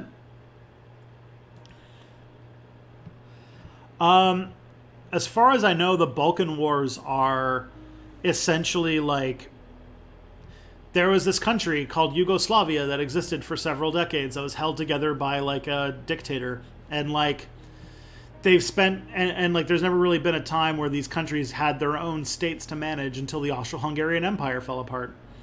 Then when Yugoslavia fell apart in like the 90s, then all of these like years of nationalisms and countering countering like land claims and like deep-seated hatred that comes from like the Ottoman conquest and stuff like that all flared up, and it led to series where like countries like Serbia tried to get all the non-Serbians out of the country, which meant like, you know, killing and ethnic cleansing of tons of people. And especially against Bosnians because they were Muslims, and, you know, murdering Muslims was a big thing because of that kind of like history of the Ottoman Empire and stuff. So that's as far as I know. It's very basic and very vague, but that's about all I've got on my head. Thoughts on Paradox Studios devs unionizing? Sounds good to me. A-okay. Do you think it's possible to make a video game that can teach history in a fun way while also being accurate? I mean, all history, even writing and video games are going to be to some degree an abstraction because reality doesn't follow simple categorization, especially the kind of things that, you know, a computer would need to do. I think that there are ways you can simulate parts of it, but I don't know if you could get like a full history simulation in a lot of ways. But I think that the Paradox games do a decent job at taking like kind of the trends and forces of history and letting you manipulate those to make different outcomes happen, and I think that's pretty cool. In some ways, they still betray having a fairly Eurocentric idea of history, but it sounds like they're getting better at it. So I look forward to it getting better.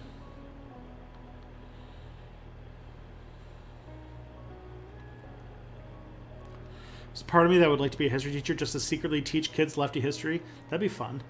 I just realized your name Tristan. Tristan is old, and your cat's name Romeo. Yeah, I guess we're both related after fancy lads from historical tales of love and romance. How Trudeau cracked down on leftist organizers during the FLQ crisis? Yeah.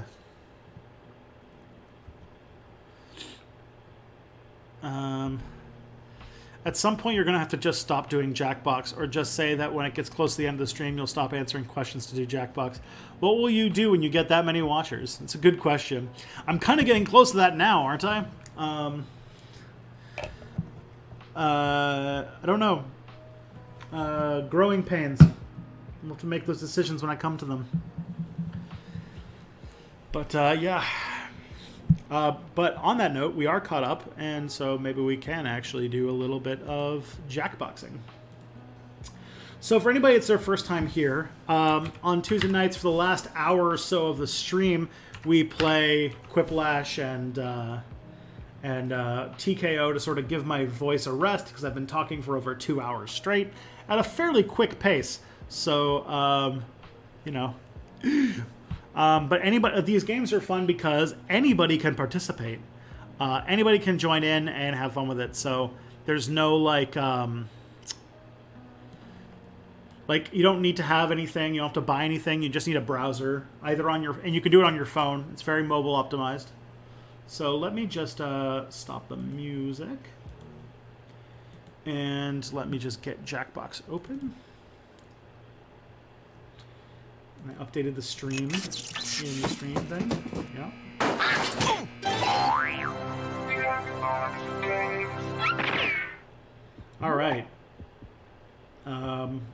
let's go to... Here we go. Yay! Look at that. So, we usually start with a quiplash. I see no reason why not to. Alright.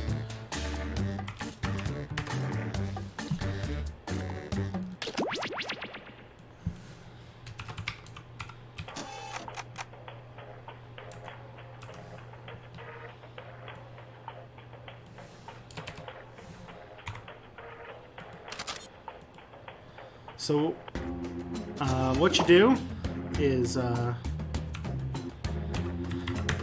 go to jackbox.tv and you put in this code GSVM into the browser, and once again, and there's 8 players who can come in, and once it fills up, you can still vote. You just don't have to do any prompts.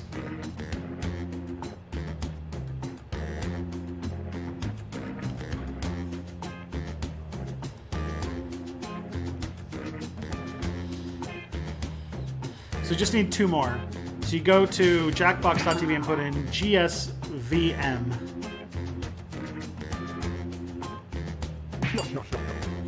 I could see like 20 people just left as soon as I changed the game. Oofa doofa. Alright, well, that's full, so let's get started. What I really want to do is I want to make Jackbox, maybe move Jackbox to like Friday or something, because like, or, I don't know. Schmitty's my name. It's fun. Everybody likes it. Just and it's your as soon as I do it, it's not what people come here for on Tuesdays, and so I like lose like one of you has a almost all my viewers in the last calculator, hour, which is bad for trying to become I'll a partner. score the game by hand, I guess. And remember, anyone who wandered in late can use that room code to join the audience and affect the game. This is round 1. You are about to see 2 prompts on your device. Type something hilarious or not for each one. Then everyone gets to decide if your answer is better than someone else's. Democracy at work. The more people who vote for your answer, the better your score. Let's go. Alright, I have to be funny for a second, so I gotta... Audience members, instead of just waiting around while the players type, try the audience play along.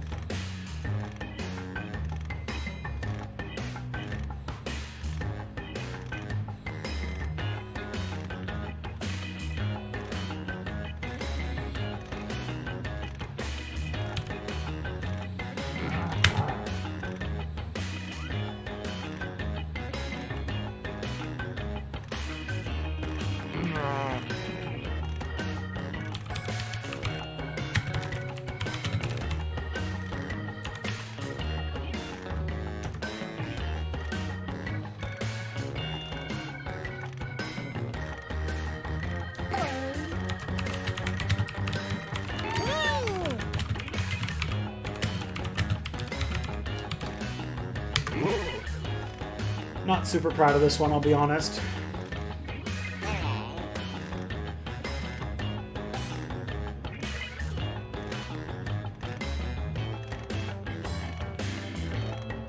I'll have to, like, yeah, I'll have to do some real thoughts about what my actual,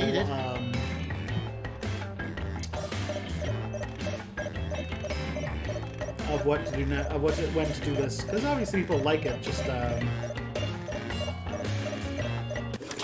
when you come to a stream, I kind of want you to expect one thing and get one thing. Let's you know? put up those quips. First up, a funny line to say right before you're burned at the stake. Okay, pick your favorite.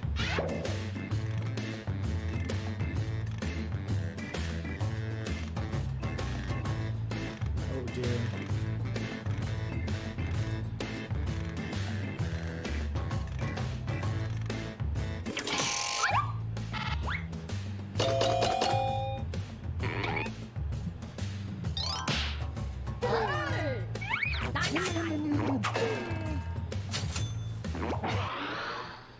Next one, the dark secret of Frosty the Snowman is that he blank. It's voting time. Move on, Miranda. Thank you for following.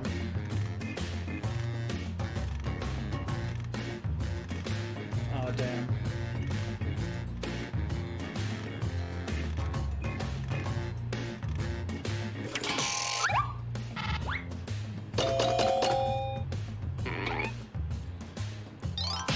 The idea of Frosty the Snowman being a white nationalist is very funny.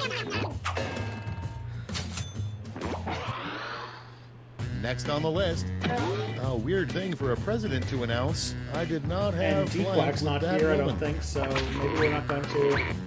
Vote on your devices.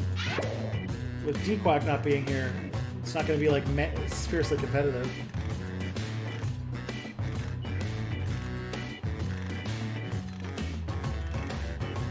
Can you guys hear me okay, by the way? Am I like too quiet or too loud?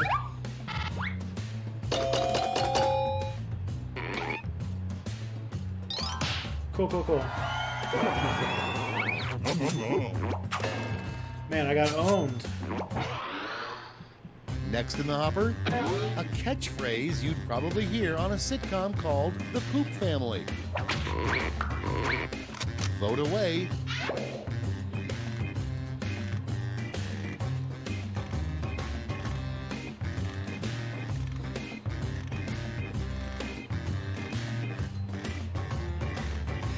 Dequack brings a full-on hatred and passion. Yeah, they're the only person who can, like, what's it called? Do, like, an all-caps just, like, rant about them not winning the most votes at a Quiplash thing. Moving on, the title of a cookbook written by a cowboy. And vote.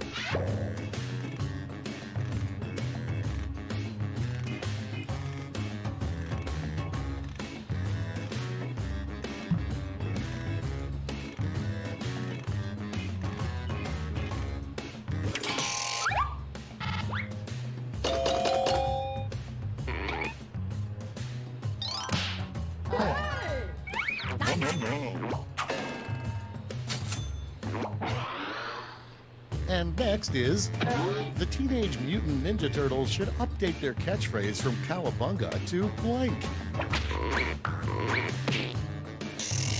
Damn. Default.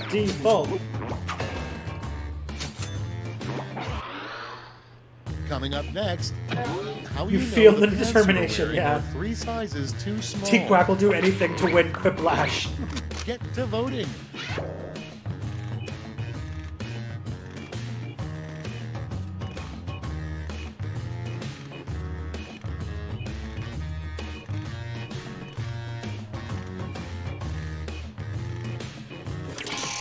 Dequack is the only person who would think that competitive Quiplash is like a thing.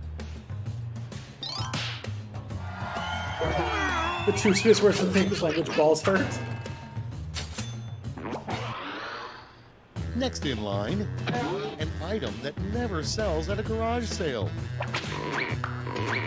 Put in your votes.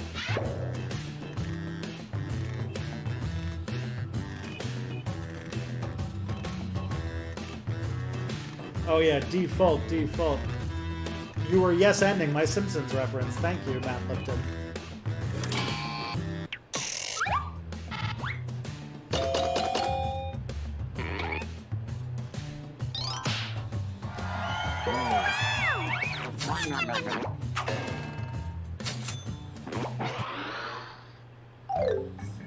That's it. Let's see the scores for round 1. Thing is, you could sell the garbage, because if Slavoj Žižek showed up at your garage sale, he would totally buy the garbage.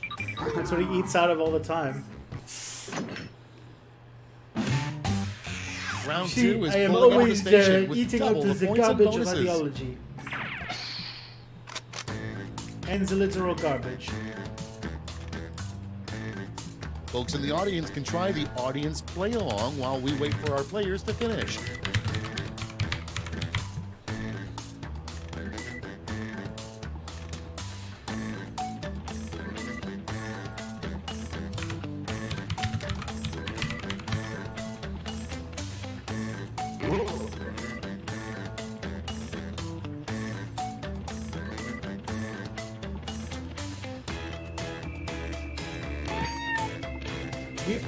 We are buying garbage all the time.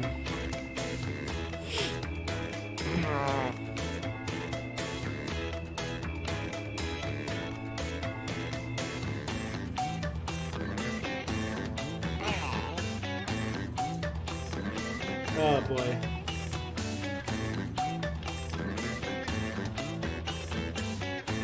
The regulars love a good quiplash, but man, you can see where most of viewers leave over on YouTube, which means that all the new people hate quiplash. I misread garage as garbage. That's what I read. I thought it said garbage too. Alrighty. I feel better about these answers than the last one. Prompt number 1 is, if you want to survive prison, walk up to the scariest prisoner and blank. Okay, choose your favorite.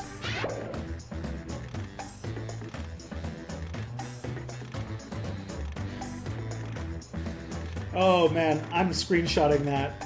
Sorry, 1 second. Where's my screenshot program?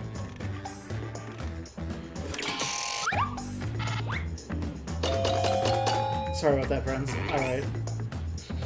Zizek is truly a raccoon turned into a man by a goblin's curse.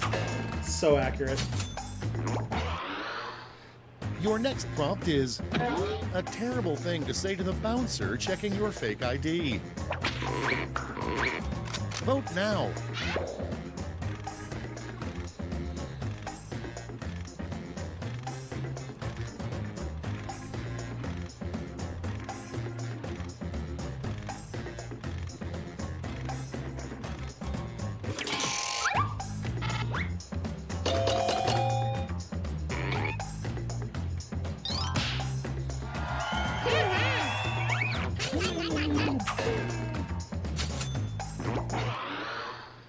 Next, Harry Potter can do a really weird and obscure spell that allows him to blank. Oh no. Okay, vote. Ooh.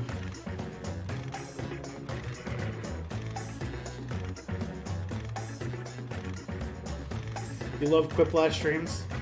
I mean, Zizek truly is a raccoon turned into a man by a goblin's curse is a pretty good line.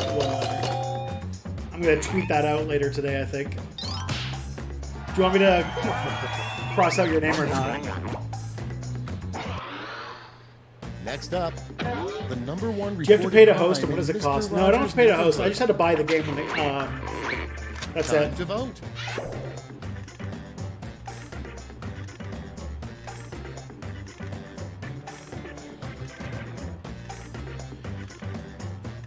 So I just bought it on Steam. We're your real fans. We're the only people who really love you. Oh dear.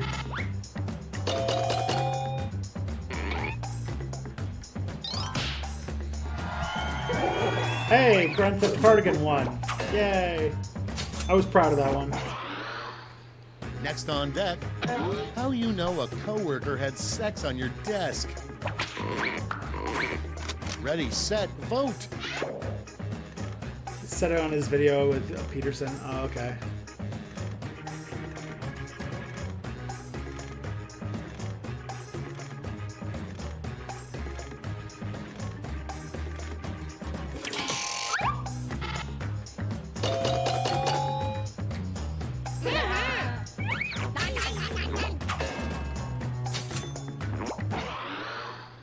Next prompt, why do owls not kill us?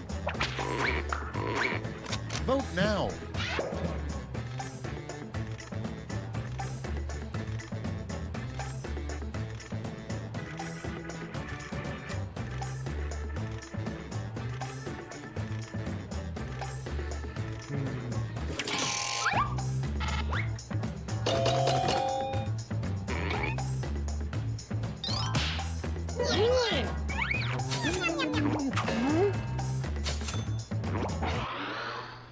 And next, a sex position for ghosts. Here we go. And vote.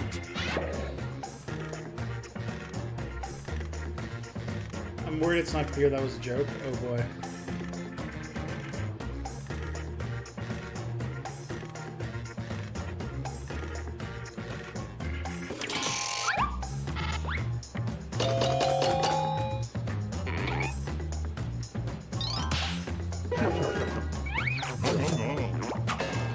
Sorry, Jane, that joke might have worked with the Mutters, but not here. Okay, next one. A terrible name for a toupee company. Vote away.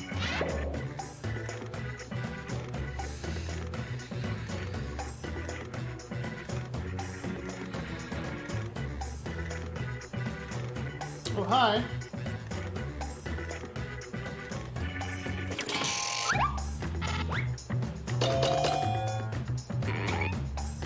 Oh, damn. Here we go. Here's a Phoebe. And also I got a tie. I'll take it.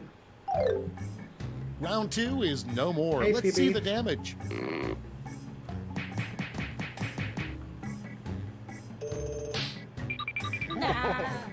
This is, for anybody who hasn't seen her before, this is Phoebe. This is my kitty.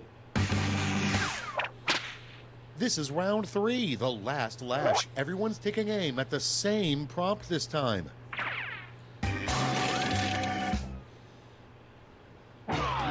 Come up with the full name for this acronym.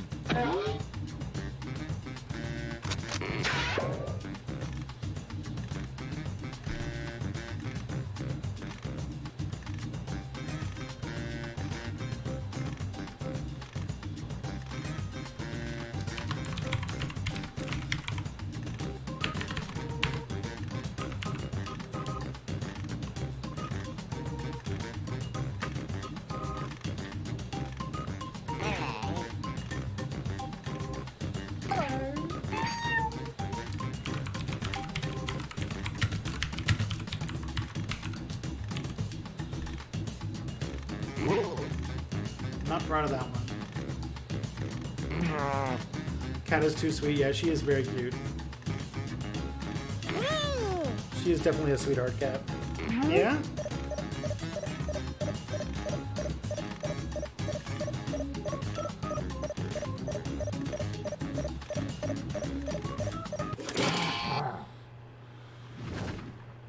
All right, brace yourselves.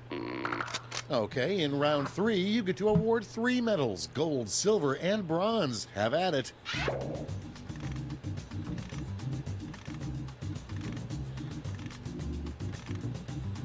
right.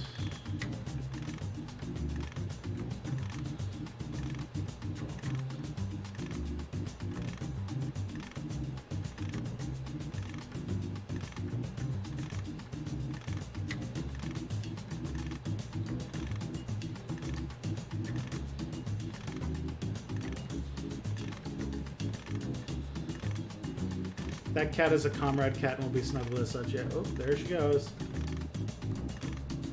I left for a moment when the stream shifted to the game. Now I feel like I've betrayed Tristan. No, don't worry. The suspense is killing me. Let's see who got those medals. Bronze. Bring out the silver.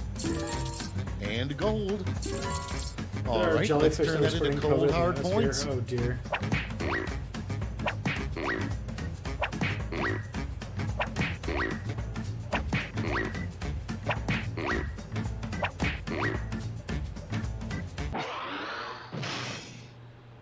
All right, that's it. Time for the final scores. Here we go. Hey! I actually won. I haven't done that well.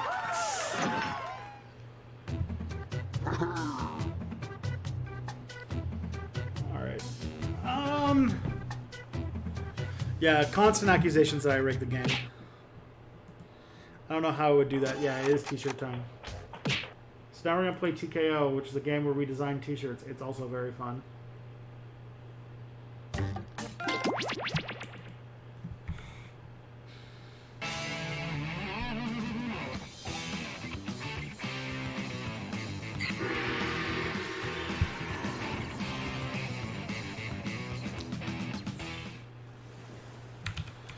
Well, that's going to be an easy one to do. Just heart. H-A-R-T. Okay, Phoebe is having a hard time finding a place to be comfortable here. She's walking in circles.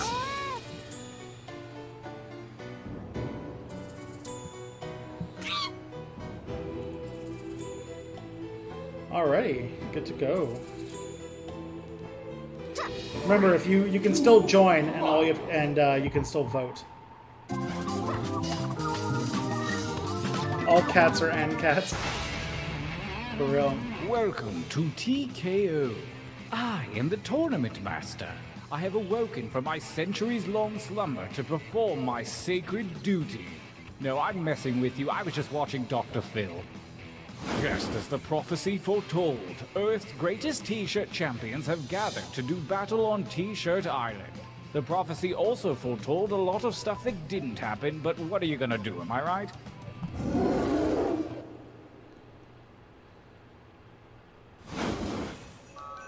Your winding path to victory starts here, at the training grounds. You will use your device to draw 3 drawings. All You right, may let's see what draw happens. whatever you wish, and if your wish is to know what to draw, hit the suggestion button. Begin your first drawing now. Alright, I gotta draw something, guys. Those of you watching the tournament don't have to wait another 100 years to get in on the fun. Join the audience to submit suggestions and affect the game.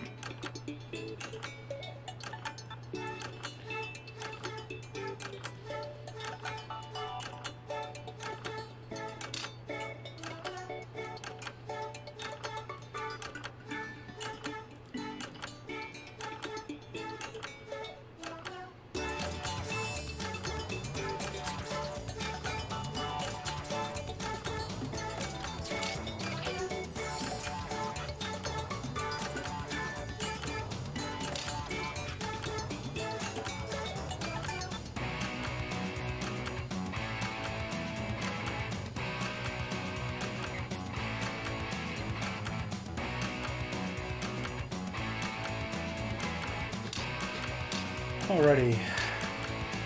What if we all dies? Would cats do well without us? They would do better than dogs, but they would still have trouble.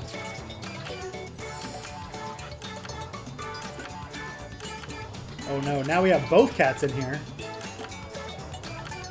That timer's not for decoration. Finish quickly. I couldn't have done better myself. Well, actually, I have to be able could. to see the screen, This time, Paul. try to think more like me. Begin drawing 2.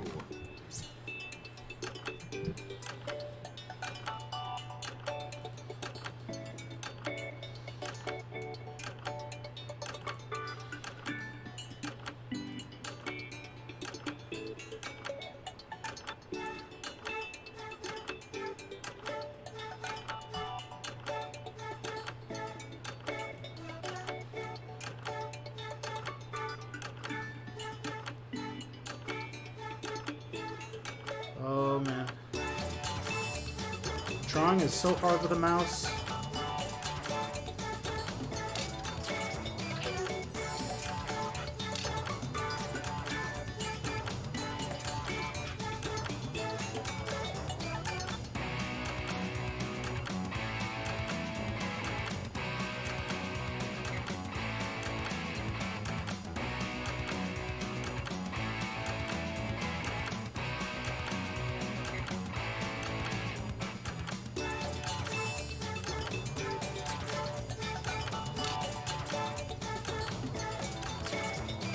What a sweet kitty. Yeah, she is probably one of the more affectionate cats I've ever owned. And I've had a lot of cats. Make haste before time runs out.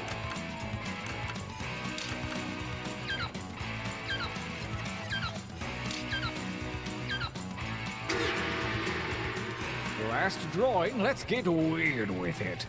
Begin. Oh boy.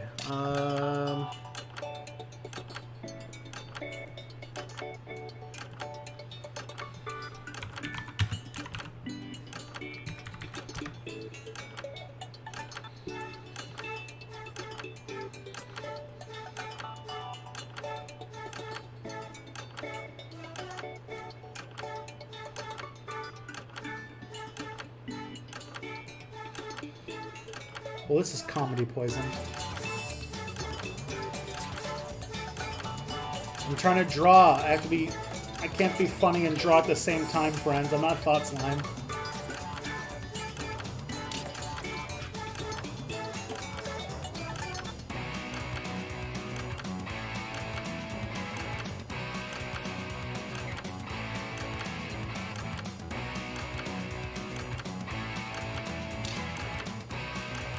Alright, done.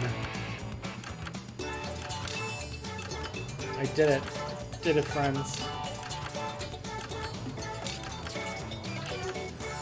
Thing is that Phoebe, specifically if the apocalypse happened, Phoebe doesn't have any claws, so she would probably not do well. Time is about to expire. You may want to finish We didn't up. do that, by the way, intentionally. That wasn't the thing that we sought out to do. That's why Romeo does have claws. Good, good. Pretty good. For your last exercise, you will write as many slogans or phrases as you can. Whimsy is highly encouraged, and there's no shame in hitting the suggestion button if you need it. Go.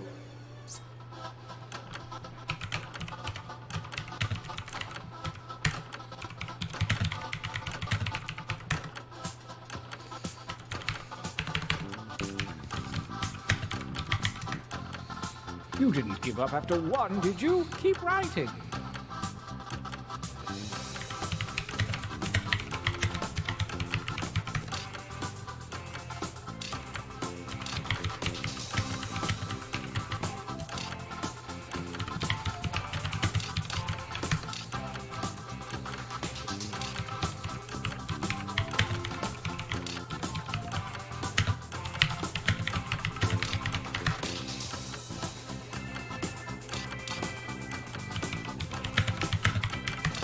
Only seconds remain.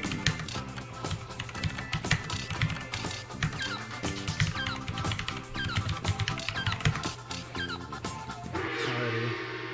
Nice hustle. Let's find out if it was worth it. Try to do some funny stuff. The time for training. Did you watch is the Marks over. anime on Friday? We watched Have the a look at introduction. I'm your not going to sit through a device. whole, like, You have a 30-minute series of Marks drawings anime and that's in, like, slogans at your Mandarin. disposal. Choose one of each to make the best T-shirt champion that you can. Don't phone it in.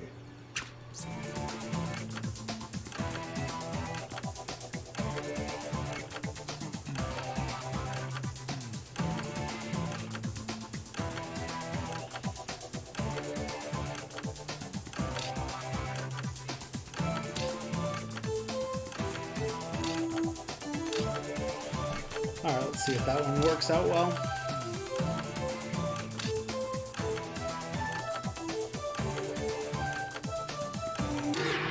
Lovely. The moment has come. Let the tournament begin.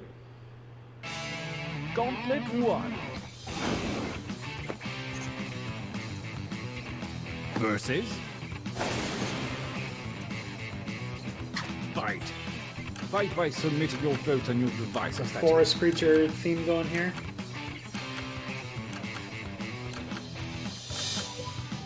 The intro does kind of slap, that's true.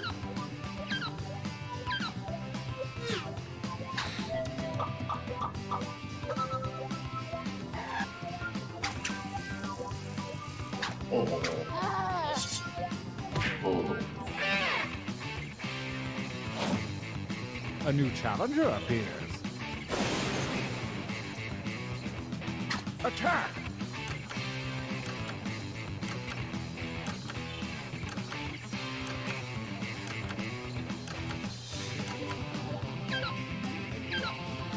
Yeah, you make do with what you got, right?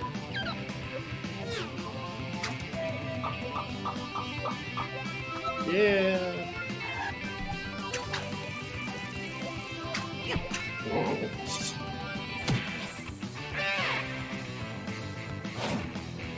A new challenger appears. Fight!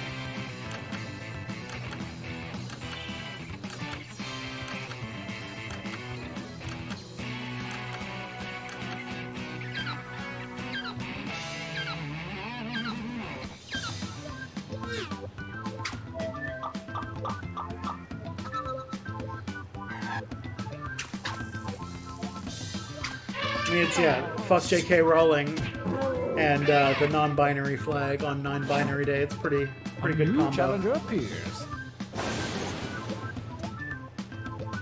Attack!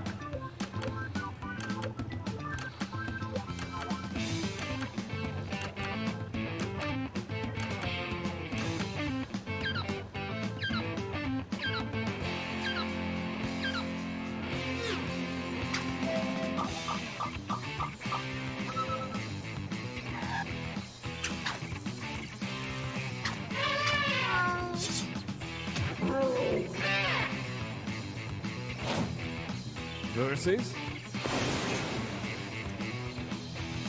Fight.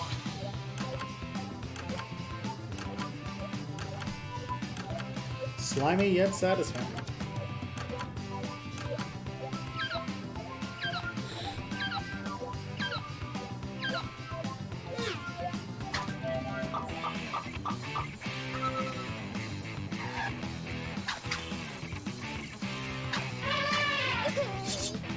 Oh man, this shirt is unstoppable. Versus... Fight.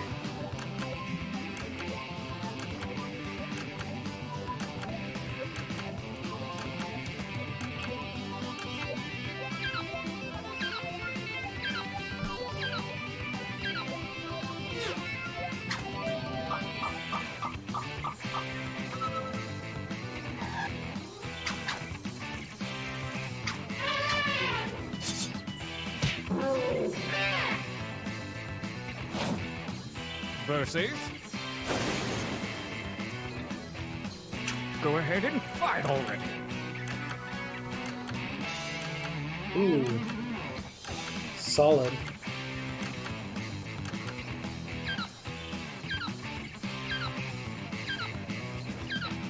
Don't say Unstoppable so loud it attracts racists, I mean skeptics. Well, there you go. The storm has been broken.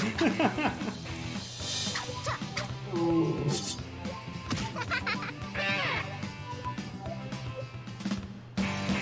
Those are some solid candidates to come out of this gauntlet, Winners. so I'm pretty happy with Time that. for a training break.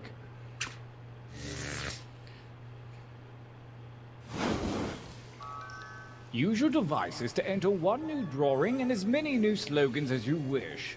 Don't let me down. Go!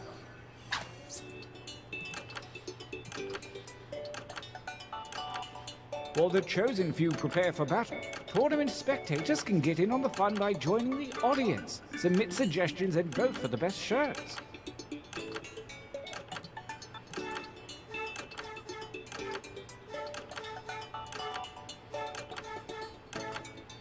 Oh man, I'm so focused. I want to draw this one really well.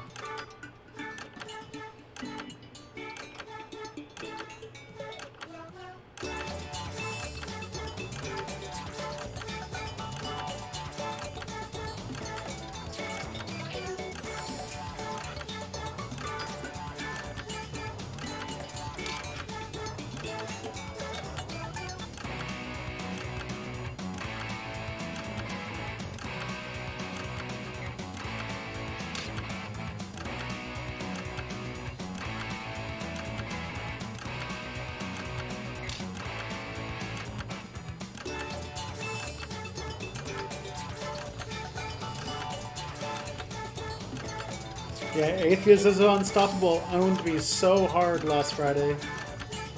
Got wrecked with facts and logic. Make haste before time runs out.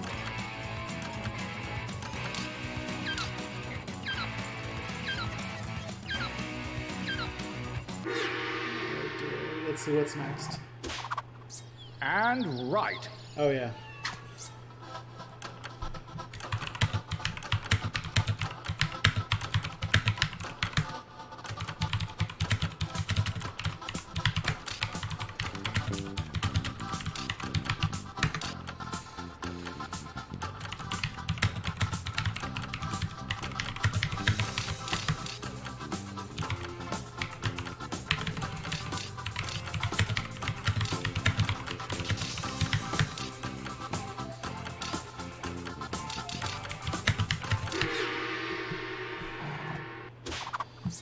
The second gauntlet is upon us, and the withered hand Let's of do Lady it. Luck has shuffled your drawings and slogans. Forge a new T-shirt champion.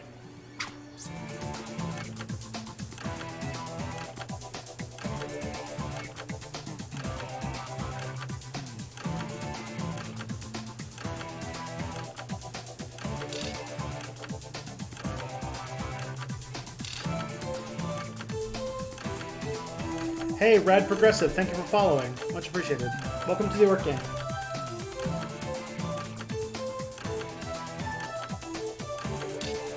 Hello, Quentin Apolito.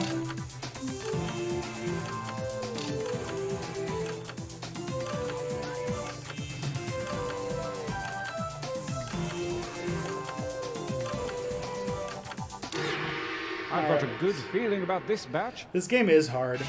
I love it though. Gauntlet 2. Versus. Engage one another in violence.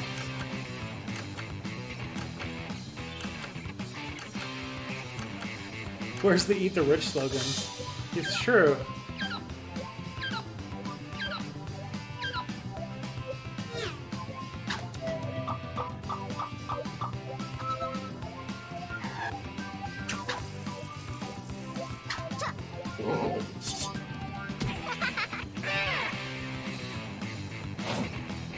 A new challenger appears. Attack! Tap said, can't get wrecked by facts and logic. We don't have a platform. That's true.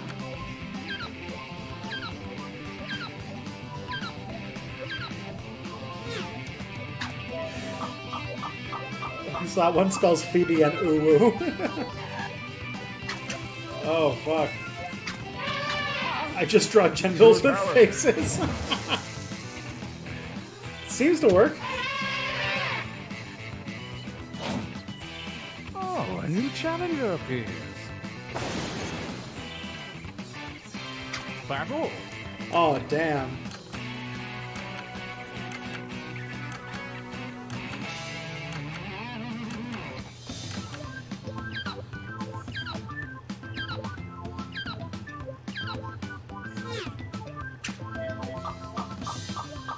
Oh my god, that's so good.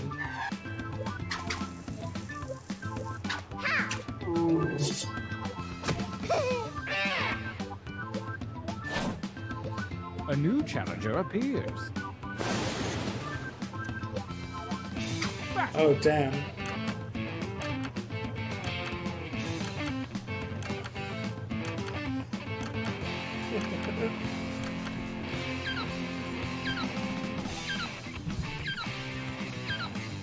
Tough decision.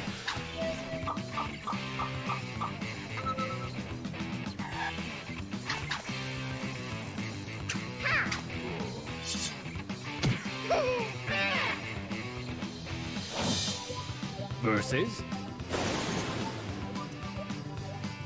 Battle.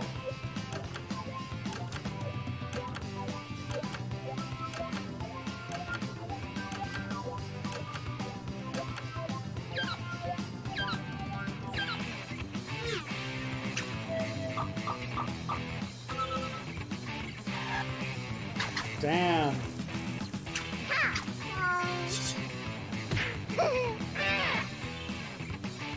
On a rip there, wingless A monkey. new challenger appears.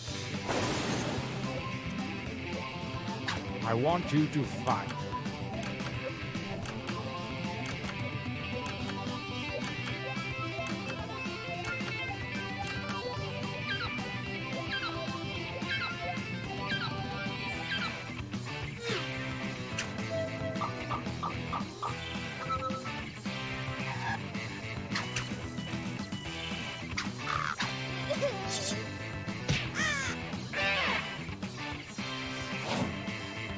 Versus. Engage in an altercation.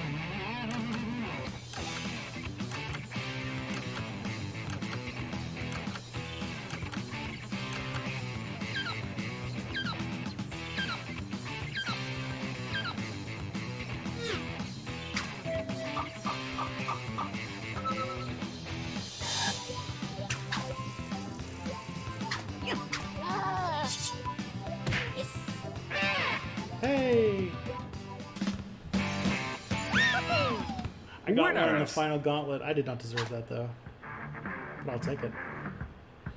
So it's come to this, the final gauntlet. Only the strongest shirts from the previous rounds will compete, and only one will come out alive. Let's do this. Versus. Fight.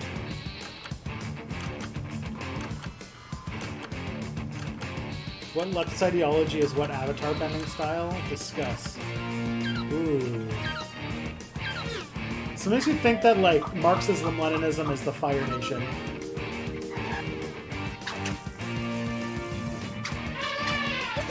Like, tankies definitely have Fire Nation energy. And they have tanks. Fine.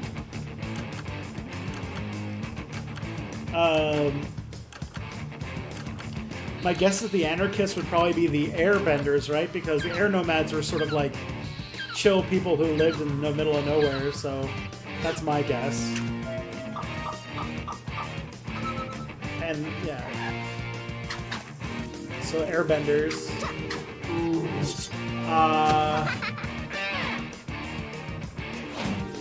I will say social democrats or democratic socialists would be the Water Nation because they kind of go with the flow.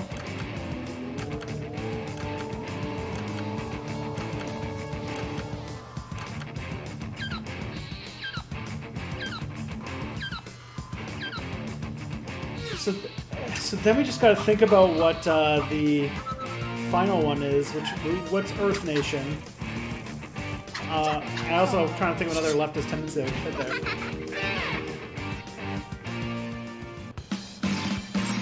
We have a champion. As tournaments go, that was Anarcho-primitivists? Is that going to Did be the anyone Earth tape Nation? that? Get me a copy, okay? I'll give you a blank VHS. They do have that green subway system where they move with the embossing say and stuff, right? Alright. So that's going to be... We have 10 minutes left. We don't really have time to... Not even 10 minutes, 9 minutes. And I really have to go to the washroom, and we don't have enough time to play another game, so I'm thinking I might wrap up just a little tiny bit early. I know, I'm the worst person ever, but I think we've had a pretty good run. You guys have been pretty solid. I am very happy. This was a really great stream, and we had a really good time. So, for anybody who hasn't who's stuck around to the end, subscribe to Step Back History on YouTube, follow on Twitch, and yeah, I'll be back on Friday for the Reactor. So if you want to get stuff in, you can either do #StepBackReact on Twitter, or you can put it in the Reactor channel in the Discord. I'll put a Discord invite out real quick, just so that we can get that out to you guys real quick. So I'm going to get a Discord invite out to everybody. So if you haven't joined up, you can go to that, and let me try to get it out to the YouTube chat. Okay, for some reason I can't get it to the YouTube chat. But yeah, post stuff in the Reactor Discord channel. And yeah, I'll see you guys next time. Take care, everybody. Take care of yourselves, and take care of each other. Because it's a cruel world out there, and if we don't look out for each other, no one else will.